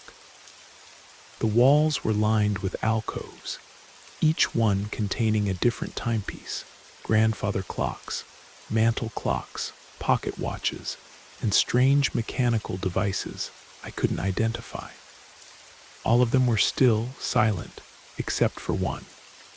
In the center of the room stood a pedestal, and upon it sat my grandfather's pocket watch, its gold case gleaming in the lamplight. But this was impossible. I had seen the empty case upstairs, had felt its vacant interior with my own hands. Yet here it was, ticking steadily, its hands moving in perfect synchronization with my racing heartbeat. I approached the pedestal cautiously, half expecting the watch to vanish like a mirage. But it remained solid, real, its familiar weight settling into my palm as I picked it up. The metal was warm, almost alive, and I could feel a subtle vibration running through it like a pulse. As I held the watch, images began to flood my mind, fragments of memory that weren't my own. I saw my grandfather as a young man, working by candlelight in this very chamber. I saw him arguing with someone, a woman whose face remained frustratingly unclear. I saw him weeping over a letter, his hands shaking as he read words that seemed to burn on the page. "The family curse," a voice whispered, and I spun around to find myself face to face with a figure that seemed to be made of shadows and moonlight. It was my grandfather, but not as I remembered him. This version was younger, his face marked by a sadness I had never seen in life. "Grandfather," I managed to say, though my voice was barely a whisper. "The watch, Michael," he said, his voice echoing strangely in the chamber. "It's not just a timepiece. It's a prison, a cage for something that should never have been awakened. I tried to contain it, to keep it from spreading, but now it's found you." The shadows around him writhed and twisted, and I could see shapes moving within them, other figures, other members of the Thorn family, stretching back through generations. All of them bound to this place, all of them trapped by the same curse that now reached out for me. "What do you want me to do?" I asked, clutching the watch tighter. "Break the cycle," he replied, his form already beginning to fade. "The truth is in the workshop, in the journal I left behind. Find it, Michael, before it's too late." The chamber began to spin around me, shadows merging and separating like smoke. I felt myself being pulled upward, through the darkness, through the stone, until I was standing once again in the attic workshop, gasping for breath as if I had been drowning. The pocket watch was still in my hand, its ticking now loud and urgent in the silence. I looked around the workshop with new eyes, searching for the journal my grandfather had mentioned. It didn't take long to find. A leather-bound book hidden beneath a stack of technical manuals, its pages filled with his careful handwriting. As I read by lamplight, the truth unfolded before me like a blueprint of horror. The Thorn family had been clockmakers for 7 generations, but they had also been guardians of something far more sinister. The pocket watch was not just a timepiece. It was a key, a lock, and a prison all at once, containing an entity that fed on time itself. Each generation, one member of the family was chosen to carry the burden, to keep the entity contained and prevent it from spreading its influence beyond the bounds of the house. My grandfather had been that guardian, and now the responsibility had fallen to me. But there was another way, a solution that previous generations had been too afraid to attempt. The watch could be destroyed, the entity banished forever, but it would require a sacrifice, the willing surrender of one's own temporal existence, becoming unstuck from time to ensure the safety of all others. I looked at the watch in my hand, feeling its weight in a way that went beyond the physical. The ticking seemed to match my heartbeat, and I realized that we were already connected, already bound together by bonds stronger than blood. The shadows in the workshop began to move again, reaching toward me with tendrils of darkness that promised an eternity of service, of guardianship, of endless ticking in the depths of the hidden chamber. But I had made my choice. I raised the watch high above my head and brought it down hard against the stone floor. The sound of shattering metal and crystal filled the air, followed by a scream that seemed to come from the very walls of the house. The shadows writhed and twisted, then began to dissipate like smoke in the wind. The ticking stopped. For a moment the silence was absolute. Then, slowly, the natural sounds of the night began to return, the whisper of wind through the eaves, the distant call of an owl, the gentle settling of old wood. The house breathed again, free at last from the weight of its ancient burden. I knelt beside the broken remains of the pocket watch, watching as they crumbled to dust in the lamplight. The golden case tarnished and aged before my eyes, decades of accumulated time catching up with it all at once. Soon, there was nothing left but a small pile of rust and crystal fragments. Standing slowly, I made my way to the circular window and looked out at the town of Maple Hills spread below. Dawn was breaking over the horizon, painting the sky in shades of pink and gold. I had faced the darkness and emerged victorious, but I knew that the victory had come at a cost. The Thorne family's long watch was finally over, but I would carry the memory of that ticking shadow for the rest of my days. As I prepared to leave the workshop, I noticed something I had missed before, a small photograph tucked into the corner of my grandfather's journal. It showed him standing beside a woman with kind eyes and a gentle smile, both of them young and happy. On the back, in his careful handwriting, were the words, "For Rosalie, who understood that some secrets are meant to be broken." I smiled, understanding at last. My grandfather had left me more than just a burden. He had left me a choice. And I had chosen freedom, not just for myself, but for all the generations of Thorns who would come after. The house was quiet now, peaceful in a way it hadn't been for decades. As I walked through its rooms, I could feel the change in the air, the lifting of a weight that had pressed down on these walls for far too long. The Thorne family was free at last, and the ticking shadows had finally been silenced. I gathered my things and prepared to leave, knowing that I would sell the house and move on with my life. But I would never forget the lessons learned in that hidden chamber, the courage it had taken to break a cycle of fear and secrecy that had bound my family for generations.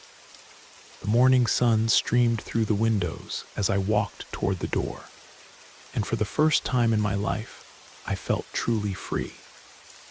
The ticking had stopped, the shadows had retreated, and time itself moved forward without the weight of the past holding it back.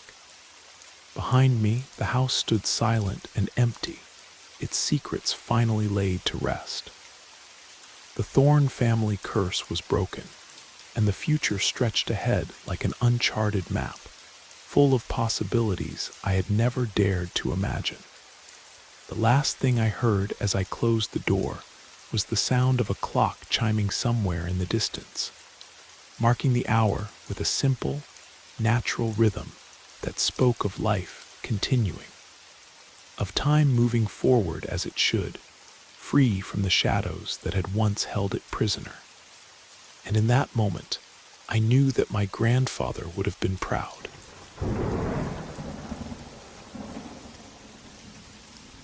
Have you ever received a message that changed everything? It was a stormy Wednesday night when I discovered it, tucked beneath a stack of patient charts at the nurse's station. A crumpled note written on hospital letterhead, its edges yellowed and brittle. The faded blue ink seemed to whisper forbidden truths, drawing me into a mystery I never wanted to face. I was just an ordinary night shift nurse, working the graveyard hours at St. Mary's General Hospital. My life was predictable, governed by rounds and medication schedules. Yet as I stared at that note, a cold dread settled deep in my stomach. The message came from an unknown source, the handwriting barely legible. Question what you see in room 314. I almost threw it away, dismissing it as someone's idea of a prank. But something about those words made my skin crawl. I had been working these halls for 5 years now, ever since the incident that changed everything, a trauma that still haunted my sleep. The rain hammered against the tall windows, a rhythmic drumming that usually brought me comfort during the long midnight hours. Tonight, however, it sounded like a warning. I glanced at the wall clock. It was just past 11:30, the hospital settling into its nocturnal quiet. As I leaned back in my chair, I couldn't escape the sensation that unseen eyes were watching me. A strange noise pierced the silence, a soft scratching like fingernails on glass. My pulse quickened. I scanned the dimly lit corridor. Nothing seemed out of place. The fluorescent lights cast their usual pale glow, creating long shadows that stretched across the polished linoleum floor. I told myself it was nothing, just my imagination running wild, but something deep inside screamed that it was far more dangerous. I picked up the note again, its surface cool and slightly damp from the humidity. My mind churned with possibilities. Who had written this? What was I supposed to see in room 314? I flipped it over, searching for any clue, but found only blank space, an empty canvas of unanswered questions. Then I detected something unusual, a sharp, chemical odor that didn't belong in this sterile environment. It cut through the familiar sense of disinfectant and floor wax, acrid and disturbing. My skin prickled with unease. I stood up from the nurse's station and moved carefully toward the source. As I approached the medication room, the sound returned, more distinct this time. A deliberate tapping, like someone drumming their fingers against metal. I froze. My breathing became shallow. I strained to identify where it was coming from. The weight of darkness seemed to press against me, thick and suffocating. I pushed open the medication room door and stepped into the hallway beyond. The emergency lighting cast an eerie red glow that painted the walls in blood-colored shadows. I peered down the long corridor, heart hammering against my ribs. Was it just the building settling? I felt foolish for letting fear take control. Yet, somewhere in my gut, I sensed something lurking just beyond my vision. The hallway stretched empty before me. I took a tentative step forward. The air felt electric, charged with anticipation. I could almost hear my heartbeat echoing off the walls like a distress signal. I turned back toward the nurse's station, ready to retreat to familiar territory, when a flicker of movement caught my peripheral vision. There, at the far end of the corridor near the old psychiatric wing, a shadow moved, a dark form that seemed to breathe with malevolent life. I squinted, pulse racing, but it disappeared as quickly as it had manifested, leaving behind only chilling silence. I wanted to convince myself it was a trick of the emergency lighting, nothing more than my overactive imagination. But deep down, I felt the unmistakable grip of terror. The note still lay on my desk, a silent witness to my growing paranoia. What was it trying to tell me? I grabbed it again, desperately searching for meaning, for some indication of what was coming. I couldn't ignore the feeling that I was being pulled into something much larger than myself, something dark and inexplicable. Just then, a loud crash echoed from the direction of room 314. I jumped, instinctively clutching the note against my chest. The sound was followed by an unnatural quiet. I could feel my heart pounding, cold sweat beating on my forehead. I was no longer just a nurse going through the motions of another night shift. I was a player in a terrifying game, and the stakes were rising. With trembling hands, I walked toward room 314. I pressed my key card to the lock, the beep echoing like a gunshot in the silence. I felt the familiar shadows close in, but this time they felt different, more menacing. The steady hum of medical equipment now seemed ominous, a soundtrack to the mounting tension that filled the air. I pushed open the door and stepped inside, holding the note tightly, my mind racing. I had to understand. I had to know what I was facing. But with every breath, the fear crept closer, wrapping around me like a straitjacket. What secrets were hidden in this room? What shadows were observing me? And as I pondered these questions, I realized that I was no longer safe. The night was just beginning, and I was about to discover how deep the conspiracy truly went. The room felt smaller than usual, the walls seeming to inch closer as I stood at the threshold, clutching the mysterious note. My mind raced through possibilities. Who had left this message? What was I supposed to discover here? I glanced at my watch. It was now nearly midnight. The shadows outside the window had deepened, and the city lights twinkled like distant stars, oblivious to the turmoil brewing within these hospital walls. I tried to calm my nerves. I reached for my phone, hoping to call security or perhaps a colleague, anyone to pull me back into the realm of normalcy. But as I lifted the device, a disturbing thought struck me. What if this was an elaborate trap? My fingers hesitated over the screen. I couldn't involve anyone else until I understood what was happening. Suddenly, the overhead lights flickered ominously, plunging the room into an unsettling twilight. I felt a chill crawl down my spine. The scratching sound returned, louder this time, as if something were clawing at the walls right beside me. I turned, half expecting to see a figure lurking in the corner of the room. But there was nothing, only the nerve-wracking silence that filled the space like poison gas. Then, as if summoned by my fear, I noticed something that made my blood freeze. The patient chart printer, which had been silent all evening, suddenly whirred to life. Paper began feeding through slowly, deliberately. I stood paralyzed, a mixture of curiosity and terror flooding my senses. What could possibly be printing now? I edged closer, heart hammering in my chest. The new page emerged, the ink still wet, stark black against the white paper. I reached down with shaking fingers and pulled it free.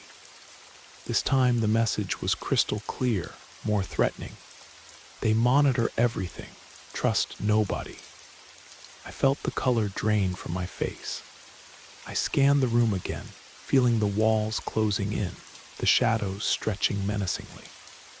My mind raced back to the incident from 5 years ago, the one that had shattered my sense of security forever. I had spent years trying to rebuild, to move forward. Yet here I was, confronted with a new nightmare. Suddenly, a loud bang echoed through the hospital, rattling the windows. I jumped, adrenaline coursing through my veins. The sound seemed to come from the floor above, in the abandoned surgical wing. My pulse quickened as I realized that I was completely alone in this section of the building at this hour. The other nurses were handling the intensive care unit on the opposite end. I moved toward the door again, driven by a mixture of dread and determination. I needed to know if someone else was here, if anyone else could sense the same oppressive atmosphere. My heart raced with every step I took down the hallway, the emergency lights creating a strobe effect that played tricks on my mind. As I reached the stairwell leading to the old surgical floor, I paused. The air was thick, heavy with the scent of something metallic and stale. I hesitated, the echo of my own breathing filling the silence. I peered up the stairs, where shadows danced and obscured whatever lay beyond. "Hello," I called out, my voice wavering. No response, just the steady hum of silence wrapping around me. The darkness felt alive, pulsing with its own sinister energy. I gripped the handrail tightly and climbed cautiously, the creaking of the old steps sounding like whispers urging me to turn back. Halfway up, I stopped. There it was again, the scratching. I strained my ears, listening intently. It was closer now, almost as if something was following my every move. My heart raced, panic rising. I turned quickly, my eyes darting back down the stairs, searching for any sign of pursuit. In the dim emergency lighting, I thought I saw a figure, a fleeting silhouette against the wall. A shadow that seemed to flicker like a dying candle before vanishing into the darkness. I couldn't tell if my mind was playing tricks on me or if the threat was real. With trembling hands, I reached for my phone again, ready to call for help, but my fingers were slick with perspiration. I cursed under my breath and tucked the device away. I had to keep moving. As I climbed the remaining steps, I emerged into the abandoned surgical wing. The air was cooler here, a stark contrast to the oppressive heat of the active floors below. I squinted, trying to adjust to the deeper darkness, but my senses felt heightened, alert to any sound or movement. A faint glow caught my attention. There, in the corner of what used to be an operating room, was a small monitor flickering, like a dying light bulb struggling to stay alive.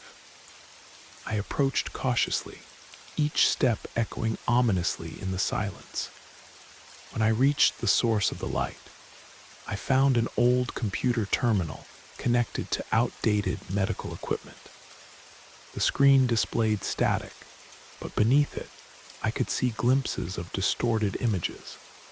A chaotic blur of patient files, faces, and medical records that seemed to swirl and twist in an unsettling dance. I stared at the screen, a mixture of fear and fascination swirling within me. What was this? Some kind of surveillance system? Was I being monitored? The thought sent a cold shiver down my spine. Suddenly the static crackled, and I heard it, a voice muffled but unmistakable. "You need to get out. They're coming for you."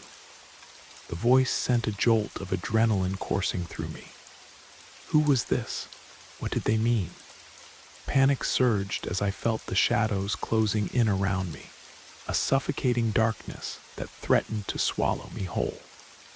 In that moment, I knew I had to escape.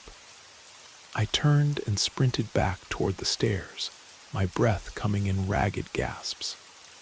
The whispers in the dark grew louder, wrapping around me like chains, and I could almost feel the presence pursuing me closely. As I burst back into the main hallway, I could hear the sound of footsteps echoing somewhere in the distance. I was no longer just running from my own fears. I was being hunted.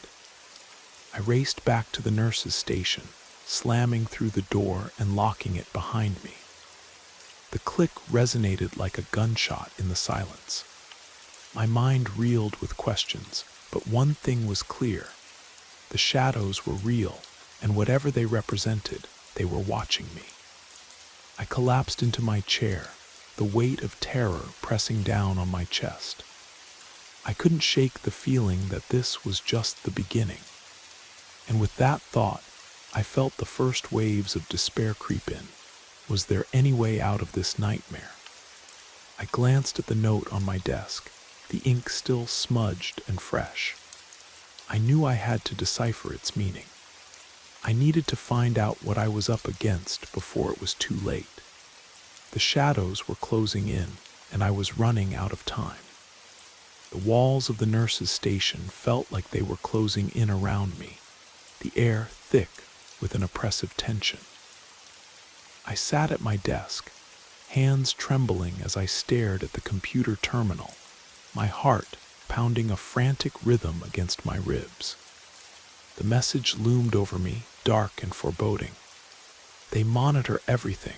Trust nobody. I couldn't shake the feeling that I was trapped in a web spun from medical secrets and deception. I had to understand what was happening, or risk losing my grip on reality. The voice from the abandoned surgical wing echoed in my mind. You need to get out. They're coming for you. Who were they? And why was I their target? I reached for the note again, desperate to extract some clarity from its cryptic warnings. As I held it up to the fluorescent light, I noticed something I hadn't seen before, an unusual symbol in the corner. A twisted design that looked almost like a medical caduceus, but wrong somehow. My heart raced. Was it some kind of mark, a sign of a secret medical organization? My breath quickened as I recalled stories I had heard whispered in hospital corridors, urban legends of underground groups that operated in the shadows, manipulating patient records and medical outcomes from behind the scenes. Were they real? Was I being dragged into one of their twisted experiments? I knew I couldn't sit idle. I had to find answers, even if it meant confronting the darkness head-on. My mind raced with possibilities. I remembered a pharmacist, Daniel Winters, who worked at the 24-hour pharmacy across the street. He had a reputation for asking too many questions and often spoke of medical conspiracies and hidden connections. If anyone could help me make sense of this, it was him. I stood up abruptly, the chair rolling back and hitting the wall as I grabbed my phone and headed for the door. Just as I was about to turn the handle, I paused.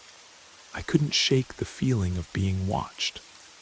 I took a deep breath, gathering my courage, and opened the door cautiously.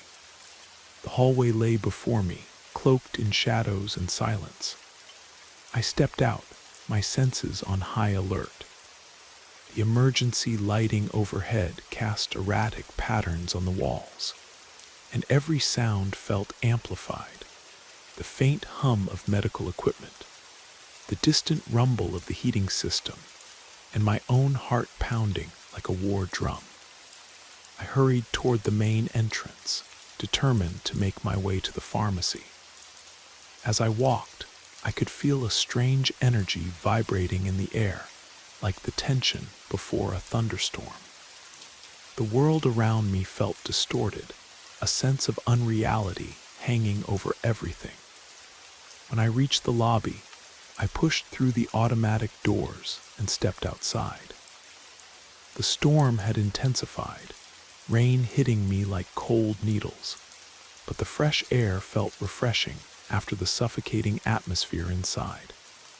The streets were mostly empty, the occasional flash of headlights illuminating the wet pavement. I took a moment to collect myself, glancing around for any sign of danger. With urgency, I made my way across the street to the brightly lit pharmacy.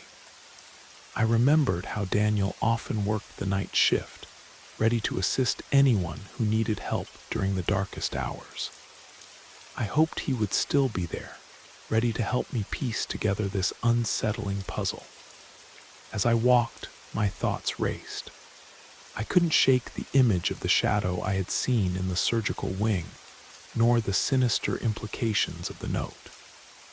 I remembered the chemical scent that had filled the air, what had caused it.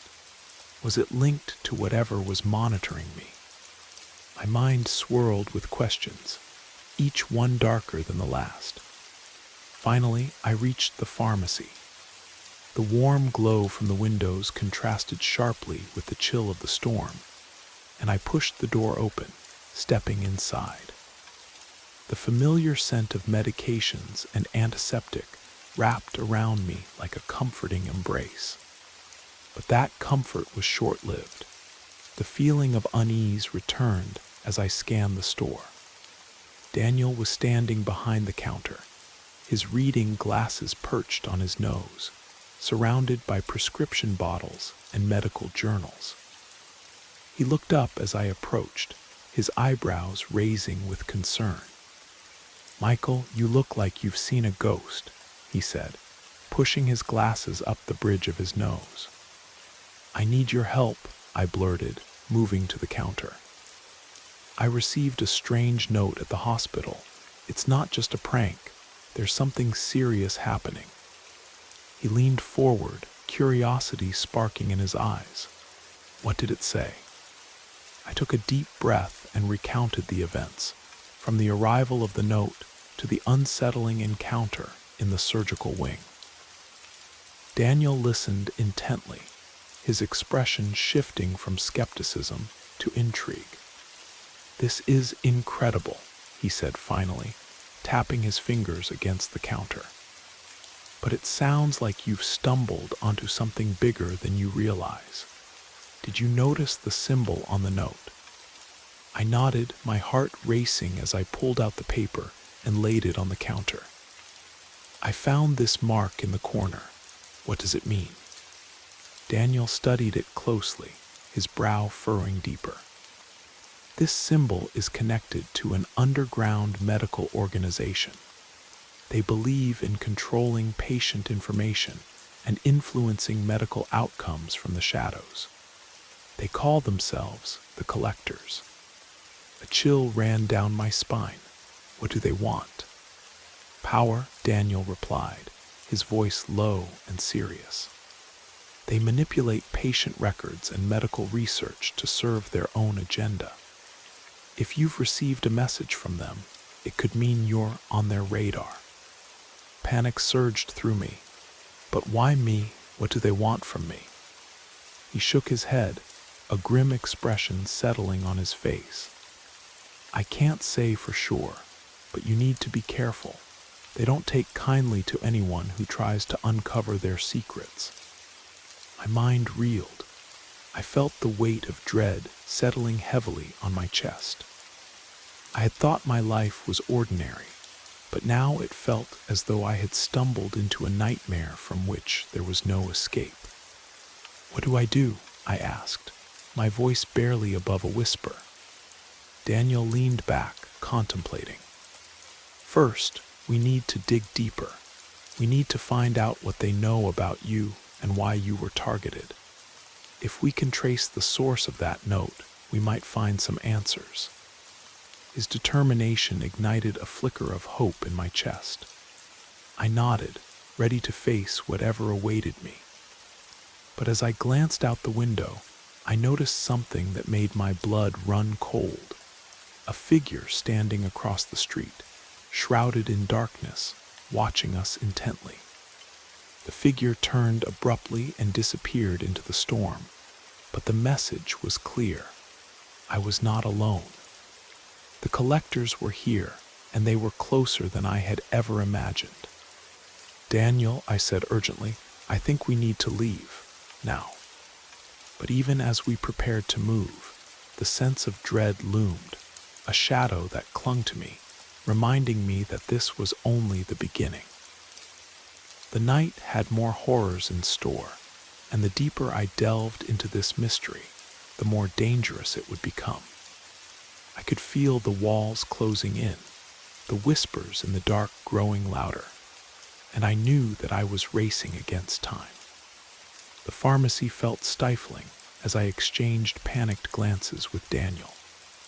The air buzzed with a low hum, but it was as if the world outside had faded into silence. My heart raced, pounding a relentless beat that seemed to echo in the corners of the store. I could still see the figure across the street, the shadow lurking in the storm, and a sense of urgency pressed upon me like a physical weight. "Okay," Daniel said, his voice steady despite the tension. "We need to act quickly. If the collectors are onto you, we can't stay here." I nodded, gripping the edge of the counter. "Where do we go? What do we do?" He glanced around, his eyes narrowing as he formulated a plan. "We need a safe place to regroup and figure this out. My apartment isn't far from here. It's secluded enough that we can think without being monitored." As we prepared to leave, I scanned the pharmacy one last time, taking in the familiar sights, the rows of medications, the soft glow of the overhead lights, the comforting aroma of antiseptic. It was a sanctuary that now felt like a trap. The shadows danced in the corners of the store, as if mocking my fear. We stepped outside, the cold storm air hitting my face like a slap. The street was quiet, the city lights flickering in the distance. I cast another glance around, but the figure was gone. A part of me felt relieved, yet the other part was consumed by unease. Had they followed us? Were we already being hunted? Daniel led the way, his pace quickening as we navigated through the deserted streets. I followed closely, my eyes darting around, alert for any sign of danger. Every shadow seemed to hold a potential threat, every sound echoed ominously. I felt like prey, instinctively aware of predators lurking nearby. As we turned a corner, the dim light of a street lamp illuminated Daniel's features. His jaw was set, deep in thought. "We need to figure out how they knew about you. The note might have been a warning or a way to draw you in." "I don't understand," I said, frustration bubbling to the surface. "What do they want? I've done nothing to provoke this." Daniel sighed, glancing around cautiously. "That's exactly it. Sometimes the most innocent people become targets for reasons we can't comprehend. It could be a mistake, or maybe they see something in you that you don't see in yourself." I mulled over his words, feeling a mix of confusion and dread. What could I possibly offer to a secret organization that manipulated medical records? The question lingered, heavy in the air between us. We arrived at Daniel's apartment, a modest building tucked away on a quiet residential street. He fumbled with his keys, his hands slightly trembling. I could see the tension etched on his face, and I knew he was just as anxious as I was. Finally, the door clicked open, and we stepped inside. The room was dimly lit, cluttered with medical journals, research papers, and old computer equipment. It felt like a sanctuary of knowledge, a place where the ordinary blended with the extraordinary.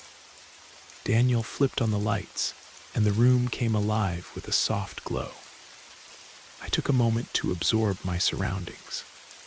A bulletin board covered one wall, filled with newspaper clippings, medical articles, and photographs, all connected by a tangled web of colored string. It looked like something out of a detective thriller, a chaotic collection of ideas and evidence. "Sit down," Daniel said, motioning toward a worn couch. "We need to plan our next steps." I sank onto the couch, trying to collect my racing thoughts. Daniel began pacing, glancing at the bulletin board as if it held the answers we sought. "First, we need to analyze the note and that symbol. There might be clues hidden in its design." I reached into my pocket and pulled out the note, laying it on the coffee table. As I examined it under the light, I noticed how the symbol twisted and turned, almost seeming to move. It resembled something ancient, but I couldn't place where I had seen it before. "Do you have any medical reference books?" I asked, trying to recall any legends or symbols that might connect with what we were facing. "Yeah, let me grab a few." Daniel rummaged through a nearby bookshelf, pulling out several thick volumes. He dropped them on the table with a thud, dust rising in small clouds. As he opened the first book, I leaned closer, scanning the pages filled with illustrations of medical symbols, ancient healing practices, and their meanings. The air felt thick with anticipation. "Look for anything that resembles this," I urged, pointing at the note. Daniel nodded, his brow furrowed in concentration. "I'll start with historical medical symbols and then move to secret organizations." He flipped through the pages rapidly, his fingers moving deftly. I took a moment to breathe, trying to calm the storm of anxiety inside me. But even as I focused, I could feel it, the weight of unseen eyes watching from the darkness, lurking just beyond the periphery of my awareness. Suddenly, Daniel exclaimed, "Wait, here it is."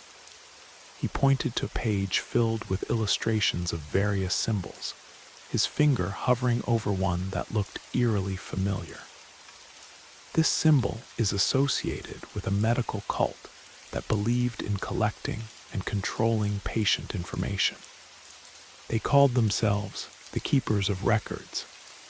"The Keepers of Records," I echoed, my heart racing. "What does that mean?" Daniel explained. "They sought to manipulate medical outcomes by controlling patient data, ensuring that only certain treatments and diagnoses prevailed. This symbol was their mark, an indication of their influence. If they are involved, it means you're caught in a much larger conspiracy." Panic gripped me once more. What do we do if they're really monitoring me? I can't be their experiment. "We'll figure it out," he reassured me, but I could see the uncertainty in his eyes. "First, we need to stay under the radar. We can't let them know we're on to them." Just then, a loud crash reverberated from outside, followed by the sound of shattering glass. I jumped, my heart racing as the noise echoed through the apartment. "Stay quiet," Daniel whispered urgently. We exchanged frantic glances, and I could feel the tension in the air thicken as we both realized that the danger had found us. I moved silently toward the window, peering through the blinds. My breath caught in my throat as I caught a glimpse of movement. A group of figures, dressed in dark clothing, creeping through the shadows of the street. "They're here," I whispered, panic rising within me. "We need to get out," Daniel replied, his voice barely a murmur.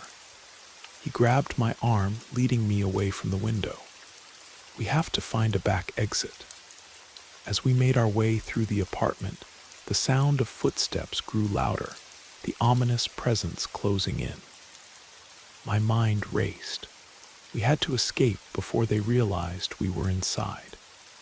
The back door led to a narrow alley. Daniel opened it slowly, glancing around before ushering me out. The cool night air rushed in, refreshing yet filled with foreboding. We slipped out into the darkness, heartbeats racing, as we navigated the shadows of the alley. I could hear the muffled sounds of voices and footsteps echoing behind us, the threat palpable. As we rounded a corner, Daniel turned to me, urgency painted across his features. "We need to find somewhere safe, somewhere they won't think to look." I nodded, adrenaline surging through me as we sprinted through the streets, my mind racing with thoughts of survival. The night was alive with danger, and I could feel the weight of the collectors bearing down on me, the shadows shifting and twisting, hungry for secrets. But as we dashed deeper into the heart of the city, I realized that I was no longer just a nurse running from shadows. I was now part of a larger story, a dark narrative woven with threads of mystery and fear. And as the night closed in around me, I knew I had to uncover the truth or risk losing everything. The night enveloped us like a thick blanket, each step echoing in the silence, our breaths ragged and frantic. The city loomed around us, a maze of alleys and shadows, but the urgency of our escape pushed us forward. Every rustle of wind or distant sound felt like a warning, a reminder that the collectors were hunting. Daniel led the way, his expression focused yet strained. We darted between buildings, slipping into the shadows whenever a car's headlights cut through the darkness. I could feel my heart pounding in my chest, a steady reminder of the danger that pursued us. The looming threat was no longer just a fear. It had become a reality. "Where are we going?" I whispered, trying to keep my voice steady despite the panic rising within me. "There's an old medical clinic a few blocks from here," he replied. "It's been abandoned for years, and we can hide out there for a bit. I used to volunteer there when I was in pharmacy school. No one should find us." We rounded another corner, and my breath caught as I caught sight of the dimly lit street ahead. It looked deserted, but shadows danced along the walls, a flickering reminder of the peril that lingered just beyond our sight. I glanced over my shoulder, half expecting to see dark figures emerging from the depths of the alleyways, but the street remained empty, at least for now. As we continued, my mind raced with thoughts of our pursuers. What did they want from me? Were they simply protecting their secrets, or was there something more sinister at play? The unanswered questions gnawed at me, adding to the unease that wrapped around my thoughts like a vice. After several minutes, we reached the old clinic. It loomed in front of us, an unassuming brick building swallowed by shadows. The windows were boarded up, and weeds grew through cracks in the sidewalk. The metal door hung slightly ajar, creaking ominously as Daniel pushed it open. A waft of musty air hit me, mingling with the scent of decay and old medical supplies. "Stay close," he urged, stepping inside and gesturing for me to follow. I hesitated at the threshold, peering into the darkened interior. The faint light from a nearby street lamp barely illuminated the clutter of forgotten equipment. Old examination tables, broken monitors, and cobwebs that hung like curtains in the corners. As I stepped over the threshold, the door creaked shut behind me, sealing us within the silence. Daniel flicked on a small flashlight he had pulled from his pocket, its beam slicing through the darkness and revealing the cluttered space. "Let's find a place to hide," he said, his voice steady despite the palpable tension in the air. We maneuvered through the clutter, our footsteps muffled by the dust that coated the floor. My heart raced as we moved deeper into the clinic, the shadows playing tricks on my mind. Every creak of the floorboards and rustle of debris felt like a reminder of the danger that loomed outside. I could almost hear the whispers of the collectors, echoing my fears, and I felt an overwhelming urge to run. After a few moments, we found a corner piled high with old medical equipment and dusty filing cabinets. Daniel pointed to a space beneath a broken examination table, half hidden by a moldy sheet. "This should do. We can lie low here for a bit." I nodded and we crawled underneath, the cramped space filled with the scent of old latex and disinfectant. My heart raced as we settled in, the darkness closing around us like a cocoon. I could barely breathe, my chest tight with anxiety. "We need to come up with a plan," Daniel whispered, his face illuminated by the faint glow of the flashlight. "We can't stay here forever. We need to find out what they know about you and why you're involved." I nodded, though my mind felt clouded with fear. "But how do we do that? I don't even know where to start."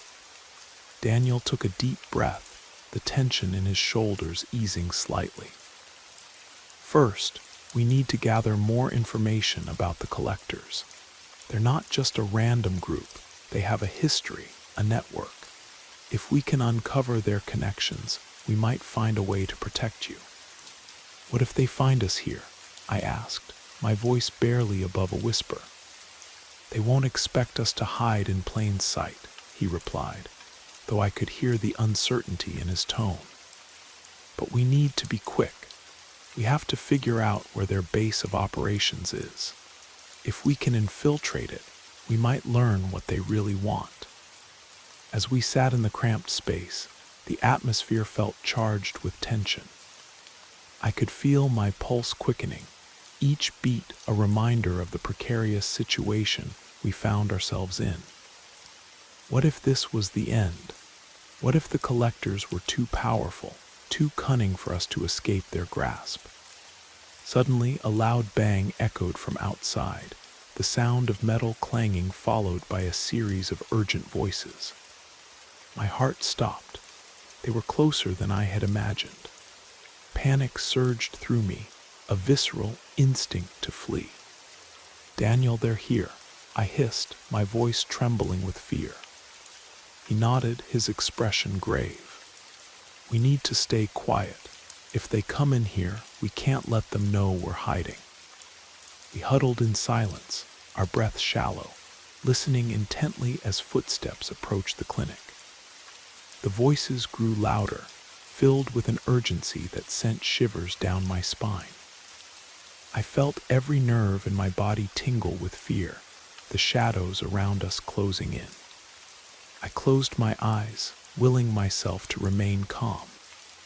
But the reality of our situation bore down heavily on me.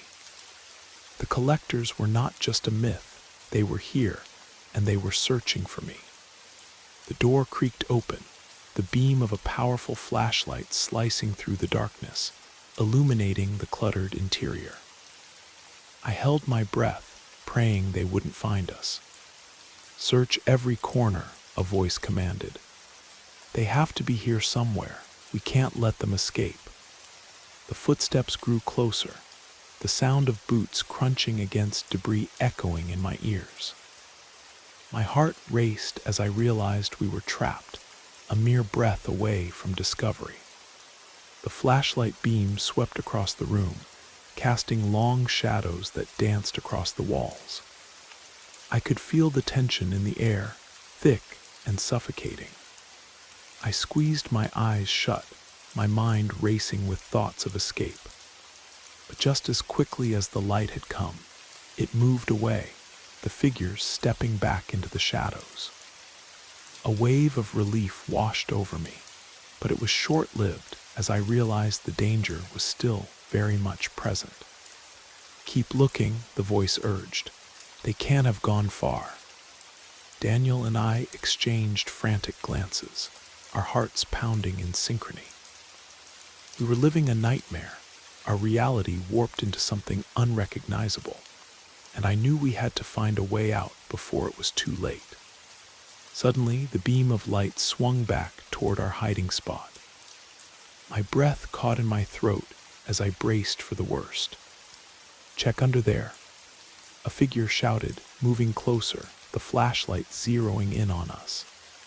In that moment, survival instincts kicked in. Daniel grabbed my arm, pulling me deeper into the shadows, his expression fierce. "We have to move, now." With a surge of adrenaline, we crawled out from our hiding place and bolted toward the back of the clinic. The sounds of footsteps followed us, the urgency of our escape propelling us forward. As we reached the far end, I spotted a small window just above ground level. It was our only chance. "Help me up," I shouted, desperation clawing at my throat. Daniel nodded, hoisting me toward the window. My fingers grasped the ledge, and I scrambled to pull myself up. Just as I was about to get my legs through, I heard the shouts grow closer, the figures closing in on us. "Quickly," Daniel urged, pushing me through the window. I tumbled out onto the cool ground outside, the night air hitting my face like a breath of freedom. I turned to help Daniel, but the noise behind us grew louder. He scrambled up to the window, but just as he was about to climb through, a hand shot out from the shadows, grabbing his wrist. "No," I screamed, reaching out for him. With a desperate twist, Daniel pulled free and tumbled out, rolling onto the ground beside me.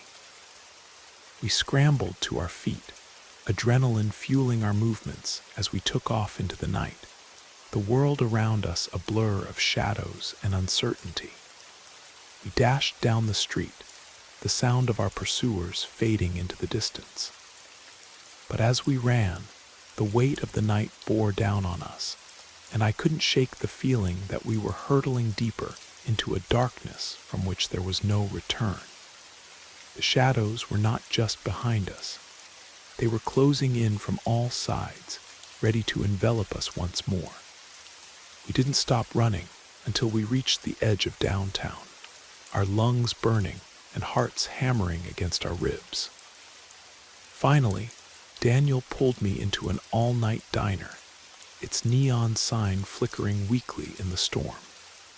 The warm light spilling from the windows felt like a beacon of safety in the hostile night.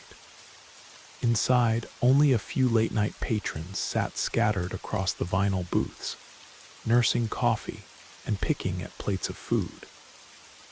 The familiar sounds of clinking dishes and quiet conversation wrapped around us like a protective shield. We slid into a corner booth, trying to catch our breath and make sense of what had just happened. "We can't keep running forever," Daniel said, his voice hoarse from exertion. "We need to figure out what they want and why they're so determined to find you." I stared at the note still clutched in my trembling hands, the mysterious symbol seeming to pulse with malevolent energy. What if we're in over our heads? What if there's no way out? Daniel leaned forward, his eyes intense. "There's always a way out. We just need to be smarter than they are." He pulled out his phone and began typing rapidly. "I'm going to reach out to some contacts I have in the medical research community. If the collectors are as powerful as I think they are, someone else must have encountered them." As he worked, I found myself scanning the diner, paranoid that every shadow might conceal a threat. The fluorescent lights buzzed overhead, casting harsh shadows that made everyone look suspicious. An elderly man reading a newspaper in the corner. Booth looked up and caught my eye, and I felt my pulse quicken before he returned to his reading. "Michael," Daniel said suddenly, looking up from his phone. I got a response from a colleague at the University Medical Center. She says there have been rumors about missing patient files and unexplained changes to medical records. And get this, several nurses and doctors have reported receiving strange messages before suddenly quitting or transferring to other hospitals. My blood ran cold. You think they've been doing this to other people? I think you stumbled onto something much bigger than we realized, he replied grimly. The question is, what makes you special? Why did they single you out? I racked my brain, trying to think of anything unusual that had happened at the hospital recently. Then it hit me like a lightning bolt. Wait, I said, my voice barely above a whisper. 3 weeks ago, I was asked to cover an extra shift in the pediatric ICU. There was a patient there, a young girl, and her medical chart didn't make sense. The treatment orders kept changing, and the medications were experimental. I questioned it, but the attending physician told me to follow orders. Daniel's eyes widened. Do you remember the patient's name? Emma Rodriguez. She was maybe 8 years old. But here's the strange part. The next day, when I came back to check on her, she was gone. The staff said she'd been transferred to another facility, but there was no record of the transfer in the system. That's it, Daniel said, his voice filled with sudden understanding. You witnessed something you weren't supposed to see. The collectors must have been using that child for some kind of medical experiment, and you're the only one who asked questions. The realization hit me like a physical blow. A child had been involved in whatever sick game the collectors were playing, and I had been too naive to realize what was happening. Guilt and anger warred within me, replacing some of the fear that had been consuming me. We have to do something, I said, my voice stronger now. If they're experimenting on children, we can't just run and hide. Daniel nodded, but I could see the worry in his eyes. Agreed, but we need to be smart about this. Going to the police won't work. The collectors probably have people everywhere. We need evidence, concrete proof of what they're doing. Just then, the lights in the diner flickered, and I felt that familiar chill run down my spine. Through the rain-streaked window, I could see a black sedan slowly cruising past, its tinted windows hiding whoever was inside. They found us, I whispered. Daniel followed my gaze and swore under his breath. Back exit, now. We slipped out of our booth and headed toward the kitchen, ignoring the confused looks from the staff. The back door led to another alley, this one filled with dumpsters and the smell of grease and rotting food. As we stepped outside, I could hear car doors slamming from the front of the diner. This way, Daniel said, pulling me toward a fire escape that led to the roof of an adjacent building. We climbed quickly, the metal rungs slippery with rain, until we emerged onto the flat rooftop. From our vantage point, we could see dark figures moving through the diner below, their flashlights cutting through the darkness like searching eyes. I counted at least 6 of them, all dressed in identical dark clothing. We need to get to the hospital, I said suddenly. If they're using patient records for their experiments, the evidence will be there, in the computer system. That's suicide, Daniel protested. They'll be watching the hospital. Maybe, I replied, feeling a surge of determination. But it's also the last place they'll expect us to go. And I know the security systems, the blind spots. If we can get to the records room, we might be able to find proof of what they did to Emma and how many other patients they've used. Daniel stared at me for a long moment, then nodded slowly. If we're going to do this, we need to be prepared. Once we walk through those doors, there's no going back. I looked out over the city, the lights twinkling like stars in the darkness.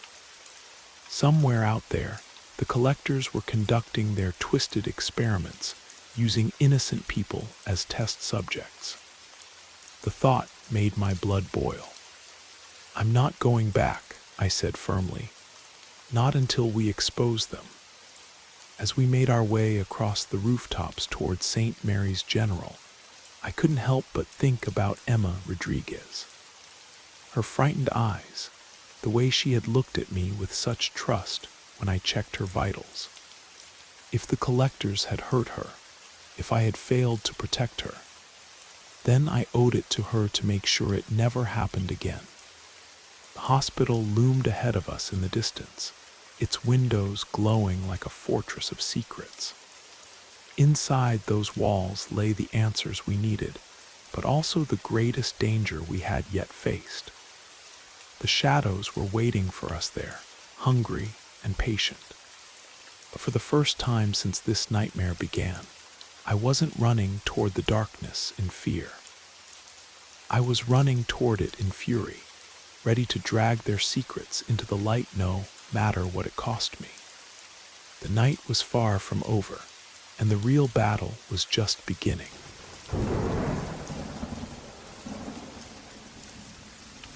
Do you ever feel like the past is trying to speak to you? The question hung in the stale air of my cramped apartment, heavy with the weight of unspoken memories. I sat in my worn leather chair, watching the evening shadows creep across the hardwood floor as the sun disappeared behind the towering buildings of downtown Portland. The city hummed with its usual evening chaos, sirens wailing, car horns blaring, and the distant rumble of the subway. But inside my four walls, silence reigned supreme. My name is Michael, and I used to be a journalist. At first glance, I appear unremarkable, a 40-something man with stubbled cheeks and tired eyes, usually dressed in faded jeans and an old flannel shirt.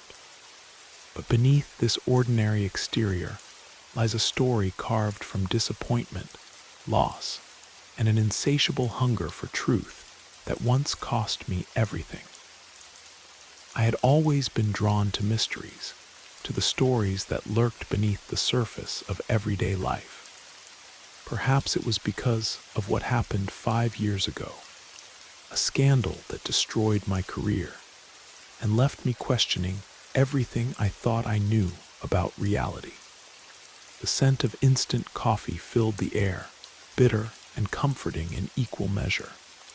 But it couldn't chase away the growing unease that had settled in my chest. I glanced at my phone, its screen casting a pale blue glow across my weathered face. A text message had arrived just minutes before from an unknown number. "The answers you seek are hidden where memories sleep. Look closer at what was forgotten." The cryptic words sent a chill down my spine. Who had sent this? And what did they want? I pushed the thought away, shaking my head as I stood up from the chair. I needed fresh air to clear my mind. As I moved toward the window, I couldn't shake the feeling that something was fundamentally wrong. The street below, usually alive with pedestrians and evening joggers, seemed eerily deserted. I pressed my face against the cool glass, searching the empty sidewalks, half expecting to see someone watching me from the shadows. But there was nothing. Just the pale glow of streetlights creating long, reaching shadows across the asphalt. A distant rumble of thunder echoed through the evening sky, and I stepped back from the window, unsettled. It was just an approaching storm, I told myself. But deep in my gut, I knew there was something more sinister at work. Something was stirring in the dark corners of my mind, waiting to be uncovered. I grabbed my worn leather jacket and headed out into the night, determined to shake off this strange anxiety. The streets were slick from an earlier drizzle, reflecting the neon signs and traffic lights like scattered jewels across the pavement. My mind wandered to the mysterious message as I walked. Could it be a prank? Or was someone trying to contact me about a story? The old investigative instincts that had once made me a respected journalist began to stir. As I made my way down the familiar route to the small diner where I often spent my evenings, a flicker of movement caught my attention from the corner of my eye. I turned quickly, but saw only an empty alleyway disappearing into darkness. My heart quickened its pace. Just my imagination, I muttered under my breath, but I couldn't ignore the sensation of invisible eyes tracking my every move. The feeling clung to me like fog, persistent and unshakable. I reached Murphy's Diner, a small 24-hour establishment that had become my refuge from sleepless nights. I pushed through the glass door, the familiar jingle of the bell announcing my arrival. The warm glow of fluorescent lights and the comforting aroma of bacon grease and coffee grounds wrapped around me like an old friend. I settled into my usual booth in the corner. The red vinyl cracked and faded from years of use. Hours crawled by as I stared at my laptop screen, trying to work on a freelance article about local politics. But my concentration kept drifting back to the strange message. Just as I was about to close my laptop and head home, my phone buzzed again. Another text from the same unknown number. Visit the old Riverside Museum. The first piece of the puzzle awaits you there. The mention of the museum sent a jolt of recognition through me. It was a place I had visited many years ago while researching a story about the city's forgotten history. A surge of adrenaline coursed through my veins as I gathered my things. The thought of unraveling this mystery ignited something I hadn't felt in years, the thrill of the hunt. I stepped out into the cool night air, my footsteps echoing on the wet pavement as I made my way through the winding streets toward the museum. The Riverside Museum loomed before me, a massive Victorian structure that had been abandoned for over a decade. Its Gothic architecture cast menacing shadows across the overgrown courtyard, and several windows were boarded up with weathered plywood. The building seemed to pulse with an otherworldly energy, as if the very walls held secrets too dangerous to speak aloud. As I approached the main entrance, I was surprised to find the heavy oak doors slightly ajar. A thin sliver of pale light leaked through the crack, beckoning me forward. I hesitated for a moment, my journalistic instincts warring with a growing sense of dread. Taking a deep breath, I pushed the door open and stepped inside. The interior was shrouded in dust and shadows, illuminated only by the moonlight streaming through grimy windows. The air was thick with the scent of old wood, mildew, and something else, something metallic and sharp that made my skin crawl. I pulled out my phone and activated its flashlight, the beam cutting through the darkness to reveal display cases covered in white sheets and exhibits that had been frozen in time. "Can I help you?" A voice called out from somewhere in the depths of the museum, low and measured, echoing off the walls like the voice of a ghost. I spun around, my heart hammering against my ribs. "I'm looking for something. A clue, perhaps," I replied, unsure how to explain the nature of my search to a stranger. "Clues are often hidden in the most obvious places," came the cryptic response, followed by the soft shuffle of footsteps.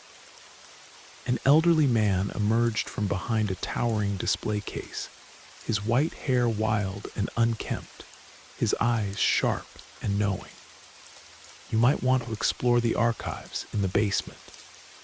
His words seemed to hang in the air like smoke, and I felt an irresistible pull toward the staircase at the far end of the main hall. I nodded my thanks and made my way deeper into the museum, my footsteps muffled by years of accumulated dust. As I descended the narrow wooden stairs, each creak seemed amplified in the oppressive silence. The basement was even darker than the main floor, filled with rows upon rows of filing cabinets and storage boxes. The beam of my phone's light danced across yellowed documents and forgotten artifacts, each one holding a piece of the city's hidden history. I felt drawn to a particular section in the far corner, where an antique desk sat covered in newspaper clippings and manila folders. My hands trembled slightly as I approached, and I carefully lifted one of the newspaper clippings. The headline read, "Local journalist disappears during investigation." The date was from 5 years ago, the same time my own career had imploded. As I read further, my blood ran cold. The article described a reporter who had been investigating a series of strange disappearances connected to the museum. The journalist had vanished without a trace, leaving behind only cryptic notes about voices from the past and guardians of forgotten secrets. Suddenly, something fell from between the pages, a small, folded piece of paper. My hands shook as I unfolded it, revealing a handwritten note. "The truth lies where the sun never reaches the depths of memory." A chill ran down my spine like ice water. What did that mean? I looked around the basement, suddenly aware of how the shadows seemed to shift and move in my peripheral vision. The museum felt different now, alive, almost predatory. I couldn't shake the feeling that I was being watched by unseen eyes. The air grew heavier, pressing down on me like a physical weight. Whispers began to float through the darkness, so faint I couldn't tell if they were real or just my imagination playing tricks on me. "Find the truth," they seemed to urge, their tone filled with desperate longing and ancient pain. My heart raced as I turned toward the stairs, but the shadows seemed to stretch and twist, blocking my path. I had to get out of here. I stumbled toward what I hoped was the exit, the beam of my phone's light shaking wildly as my hands trembled. Just as I reached the bottom of the staircase, a dark shape flitted past me, a glimpse of something that shouldn't exist in the rational world. I froze, my breath catching in my throat. "What was that?" I whispered to the empty air, my voice barely audible above the thundering of my pulse. The museum had transformed from a repository of history into a labyrinth of terror. Outside, the storm had arrived in full force, rain lashing against the windows like angry fingers trying to claw their way inside. I pushed through the heavy doors and stepped into the chaos, my mind spinning with questions. What was I getting myself into? Who was behind these messages? The sensation of being watched had become inescapable, wrapping around me like a suffocating shroud. I stood there on the museum steps, realizing I was balanced on the edge of something far more dangerous than I had initially imagined. With each new clue, the mystery was pulling me deeper into its web, and I had the unsettling feeling that I was no longer the hunter. I was the prey. The rain poured down in sheets, each drop feeling like a reminder of the urgency that clawed at my mind. I hurried along the slick sidewalk, the rhythmic patter of rainfall echoing the chaos in my thoughts. The note I had discovered felt like it was burning a hole in my jacket pocket, its implications swirling through my mind like debris in a tornado. The truth lies where the sun never reaches the depths of memory. The words echoed in my head, a riddle I desperately needed to solve. I ducked into Murphy's diner to escape the downpour, the familiar warmth and fluorescent lighting providing a stark contrast to the ominous atmosphere of the museum. Yet comfort felt elusive. I couldn't shake the sensation that something, or someone, was tracking my every movement. As I slid into the same corner booth, I pulled out my phone and began researching the museum's history. The place had a rich and troubled past, filled with stories of lost artifacts and hidden chambers. But one particular detail grabbed my attention. There had once been rumors of a sub-basement, a section of the building that was sealed off decades ago after a series of unexplained incidents. Where the sun never reaches, I murmured to myself, suddenly understanding the connection. The atmosphere in the diner shifted subtly. The usual chatter of late-night customers faded to an uncomfortable silence. I glanced up from my phone to see a man sitting alone at the far end of the restaurant, tall and lean, with dark hair and piercing green eyes. His gaze was fixed on me, with an intensity that made my skin crawl. I quickly looked away, trying to focus on the research, but I could feel his presence like a weight on my shoulders. Was he connected to this mystery? Was he one of the people behind the cryptic messages? My journalistic instincts screamed at me to leave, but curiosity kept me rooted to the spot. Suddenly, my phone buzzed with another message. Trust no one. The darkness guards its secrets jealously. A chill crept up my spine like ice forming on a winter window. Who was sending these warnings? Were they trying to help me or lead me into a trap? I couldn't allow fear to paralyze me. I had to uncover the truth. I stood up, my decision made. I needed to confront the stranger. As I approached his table, my heart pounded like a drum in my chest. "Excuse me," I said, trying to keep my voice steady despite the adrenaline coursing through my veins. "Do we know each other?" He looked up, surprise flickering across his features before his expression settled into something more guarded.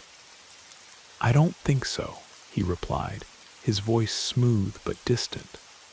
"But you seem troubled by something." "Troubled is putting it mildly," I said, studying his face for any sign of deception. "You were watching me. Why?" He leaned back in his seat, a slight smile playing at the corners of his mouth. "Perhaps I'm intrigued by your determination.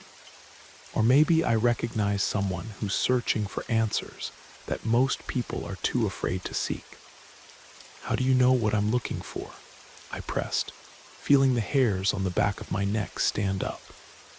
"It's written all over your face," he said, his eyes darkening with what looked like genuine concern.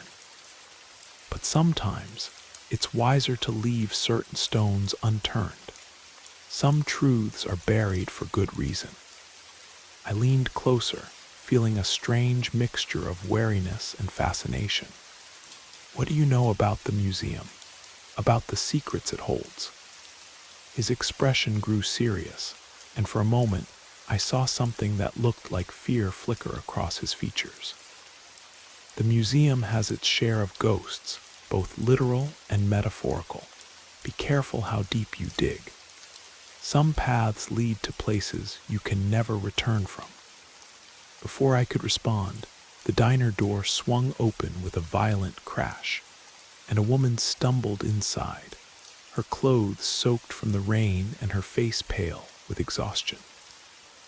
She scanned the room frantically before her eyes locked onto mine, and I felt a jolt of recognition. "Michael," she exclaimed, rushing toward me. It was Emma, a local historian I had worked with years ago on a series about the city's forgotten landmarks. "I've been looking everywhere for you."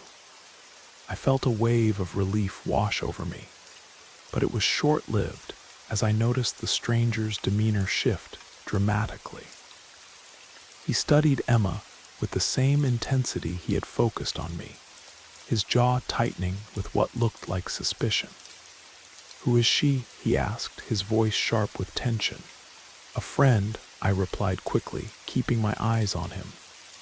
"Emma, this is Vincent." "Just someone passing through," Vincent interrupted, standing abruptly. His smile didn't reach his eyes as he looked from me to Emma. "Be careful, Michael.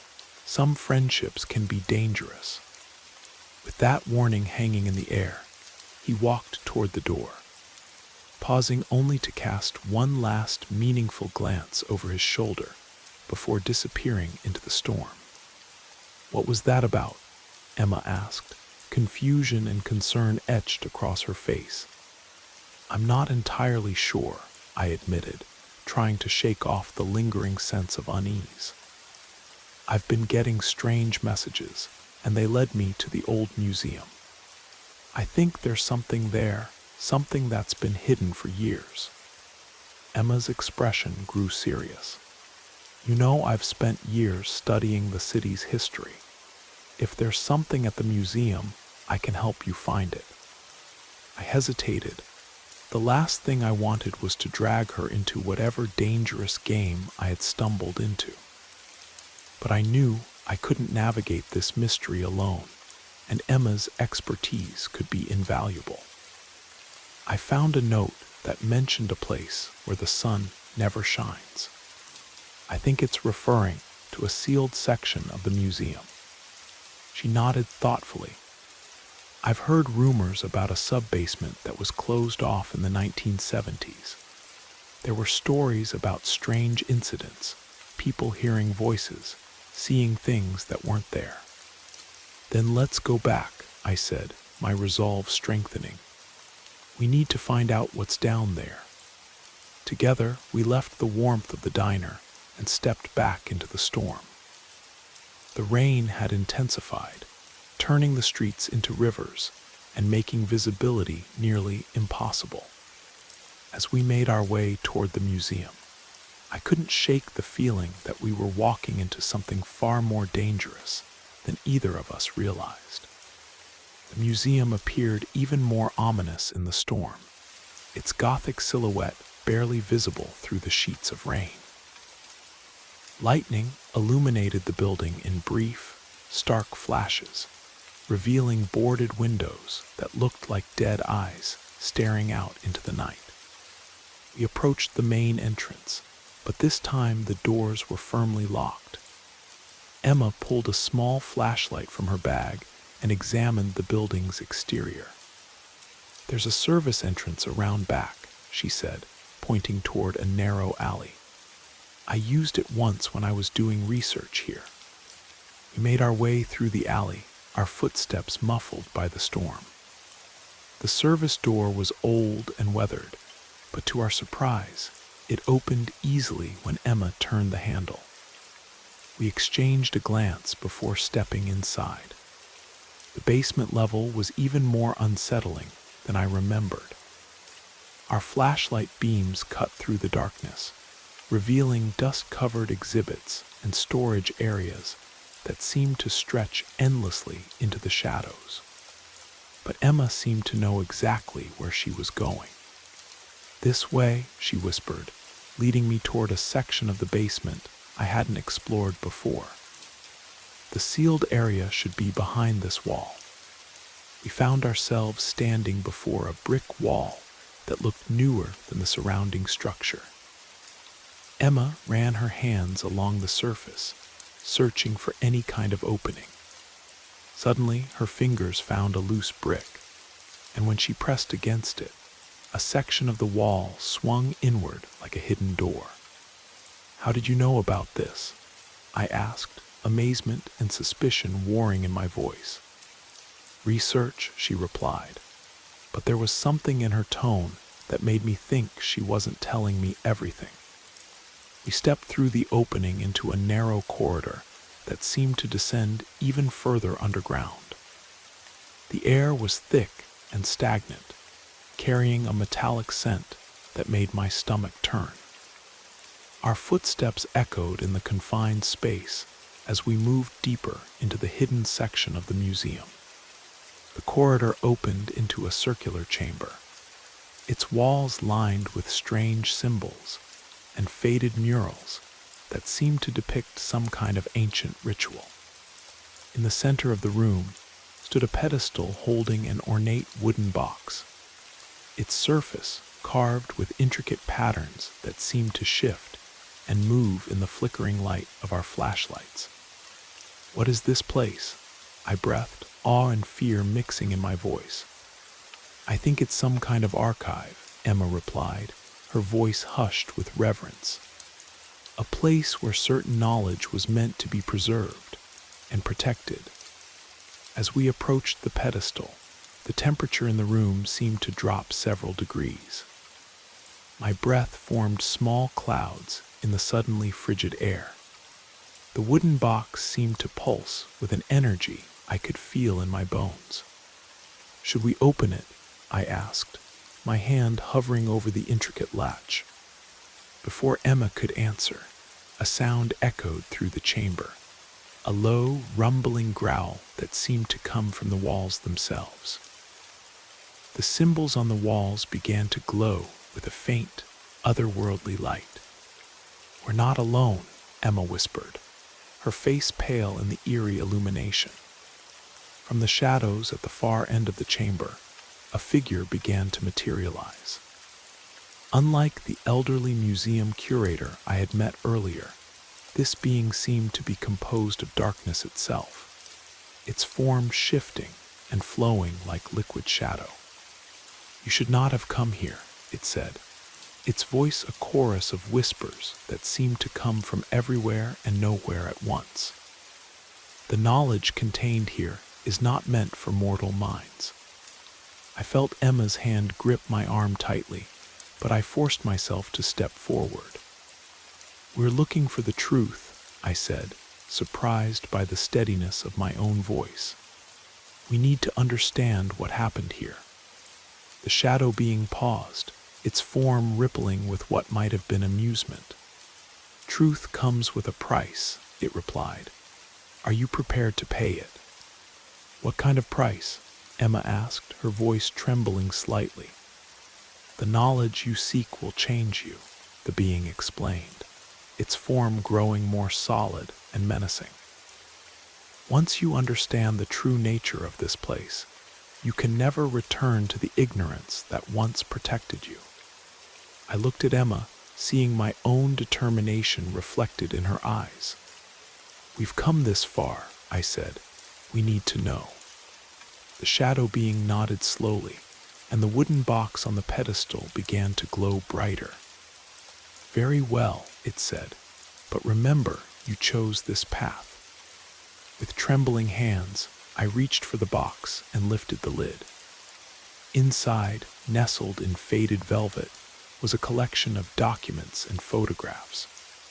But as soon as the box was opened, the chamber filled with a blinding light, and suddenly I was no longer in the underground room.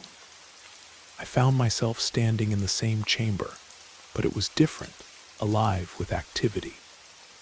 Figures in robes moved around the room, chanting in a language I didn't recognize. I realized I was witnessing events from the past, somehow transported back to a time when this place had been active. "What are they doing?" I heard Emma's voice, though I couldn't see her. "They're performing a ritual," I replied, watching as the robed figures gathered around a similar pedestal. "But for what purpose?" As if in answer to my question, one of the figures stepped forward and began to speak in English. "We gather here to preserve the knowledge that must not be lost," the figure intoned. "But we also bind it, so that it may only be accessed by those willing to face the consequences of such understanding." The vision began to fade, and I found myself back in the present, still holding the open box. But now I understood what we had discovered. This wasn't just a hidden archive. It was a repository of knowledge that had been deliberately concealed because it was too dangerous for the world to know. "What did you see?" Emma asked, her eyes wide with a mixture of fear and fascination. "The truth about this place," I replied, carefully examining the documents in the box. "And I think I understand why it was hidden." The papers contained research notes, witness testimonials, and photographic evidence of paranormal phenomena that had occurred throughout the city's history. But more than that, they revealed a pattern, a cycle of events that repeated every few decades, bringing with it unexplained disappearances and supernatural encounters. "This is incredible," Emma breathed, reading over my shoulder. "If this information is accurate, it could change everything we thought we knew about the city's history." But our moment of discovery was interrupted by the sound of footsteps echoing from the corridor. The shadow being had vanished, but something else was approaching. The footsteps grew louder, accompanied by voices, multiple people moving through the hidden passages. "We need to leave," I whispered urgently. "Now." We quickly gathered the most important documents from the box and made our way back toward the hidden door. But as we reached the corridor, we found our path blocked by several figures dressed in dark clothing, their faces obscured by deep hoods. "You have taken something that doesn't belong to you," one of them said, their voice distorted and mechanical. "Return what you have stolen." "We're not stealing anything," I replied, trying to keep my voice calm. "We're uncovering the truth. Some truths are meant to remain buried," another figure intoned. "You have interfered with forces beyond your understanding." Emma stepped closer to me, and I could feel her trembling. But instead of backing down, she surprised me by speaking up. "The people of this city have a right to know their own history," she said firmly. "You can't keep hiding these secrets forever." The hooded figures moved closer, and I realized we were trapped. The narrow corridor offered no escape route, and these people, whoever they were, clearly didn't intend to let us leave with what we had discovered. "Give us the documents," the lead figure demanded, extending a gloved hand, "and we will allow you to leave unharmed." I looked at Emma, then back at the threatening figures. In that moment, I made a decision that would change everything. Instead of handing over the documents, I pulled out my phone and quickly took photos of several pages, hoping to preserve at least some of the evidence we had found. "Stop," the figure shouted, lunging forward. But as they moved, the chamber behind us erupted with that same blinding light we had experienced before. The shadow being materialized again, but this time it seemed larger, more powerful. "You dare to threaten those who seek truth," it roared, its voice echoing through the passages like thunder. This place was meant to preserve knowledge, not to hide it from those brave enough to seek it.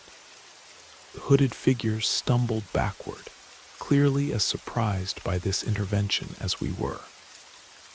In the confusion, Emma grabbed my hand and pulled me toward a side passage I hadn't noticed before. "This way," she shouted over the chaos. We ran through the twisting passages, the sounds of conflict echoing behind us. The shadow being seemed to be holding off our pursuers, but I didn't know how long that would last. Emma led us through a maze of corridors that eventually brought us to a different exit, a rusty door that opened onto the alley behind the museum. We burst through the door into the stormy night, gasping and shaking from our ordeal. The rain was still falling, but it felt refreshing after the stifling atmosphere of the underground chambers. "What just happened in there?" I panted, still trying to process everything we had experienced. "I think we uncovered something that powerful people wanted to keep hidden," Emma replied, checking to make sure we still had the documents. "But we also awakened something that wanted those secrets to be revealed." We hurried away from the museum, not stopping until we reached the safety of a 24-hour coffee shop several blocks away. Under the harsh fluorescent lights, we spread out the documents we had managed to save and began to piece together the full scope of what we had discovered. The papers revealed a conspiracy that stretched back decades, a group of influential people who had been systematically covering up supernatural events in the city. They had been using the museum as a storage facility for evidence that could expose the truth about these phenomena. "This is bigger than we thought," I said, studying a photograph that clearly showed some kind of supernatural entity in one of the city's parks. "These people have been hiding evidence of paranormal activity for years." "But why?" Emma asked. "What do they gain from keeping this secret?" "Control," I replied, remembering my years as an investigative journalist. If people knew that supernatural forces were real and active in their city, it would change everything. The power structures that these people depend on would collapse. As we continued to examine the evidence, I began to understand the true scope of the mystery I had stumbled into. The cryptic messages, the museum, the shadow being, they were all part of a larger conflict between those who wanted to hide the truth and those who believed it should be revealed. "What do we do now?" Emma asked, looking up from a particularly disturbing witness testimony. "We expose it," I said with growing conviction. "We use every platform we can find to get this information out to the public. They have a right to know what's really happening in their city." But even as I spoke those words, I knew that our journey was far from over. The hooded figures would be looking for us, and the shadow being had made it clear that possessing this knowledge came with serious consequences. We had opened a door that could never be closed again, and the forces on both sides of this conflict would stop at nothing to achieve their goals. As dawn began to break over the city, Emma and I sat in that coffee shop, surrounded by evidence of a hidden world that existed parallel to our own. We had started this night as ordinary people seeking answers to mysterious questions. Now we were guardians of secrets that could change the very foundation of human understanding. The rain had finally stopped, and the first rays of sunlight were streaming through the windows. But despite the arrival of a new day, I knew that we would be living in the shadows for the foreseeable future. The truth we had uncovered was too important to abandon, but it was also too dangerous to handle carelessly. We were no longer just seeking the truth, we had become part of it, and there was no going back. Thank you for spending this time with Brad Arrows. We hope the stories whispered through the rain carried you far into your imagination or your dreams. If you're still awake, let us know how you liked the journey. Until next time, stay safe, sleep well, and let the darkness comfort you.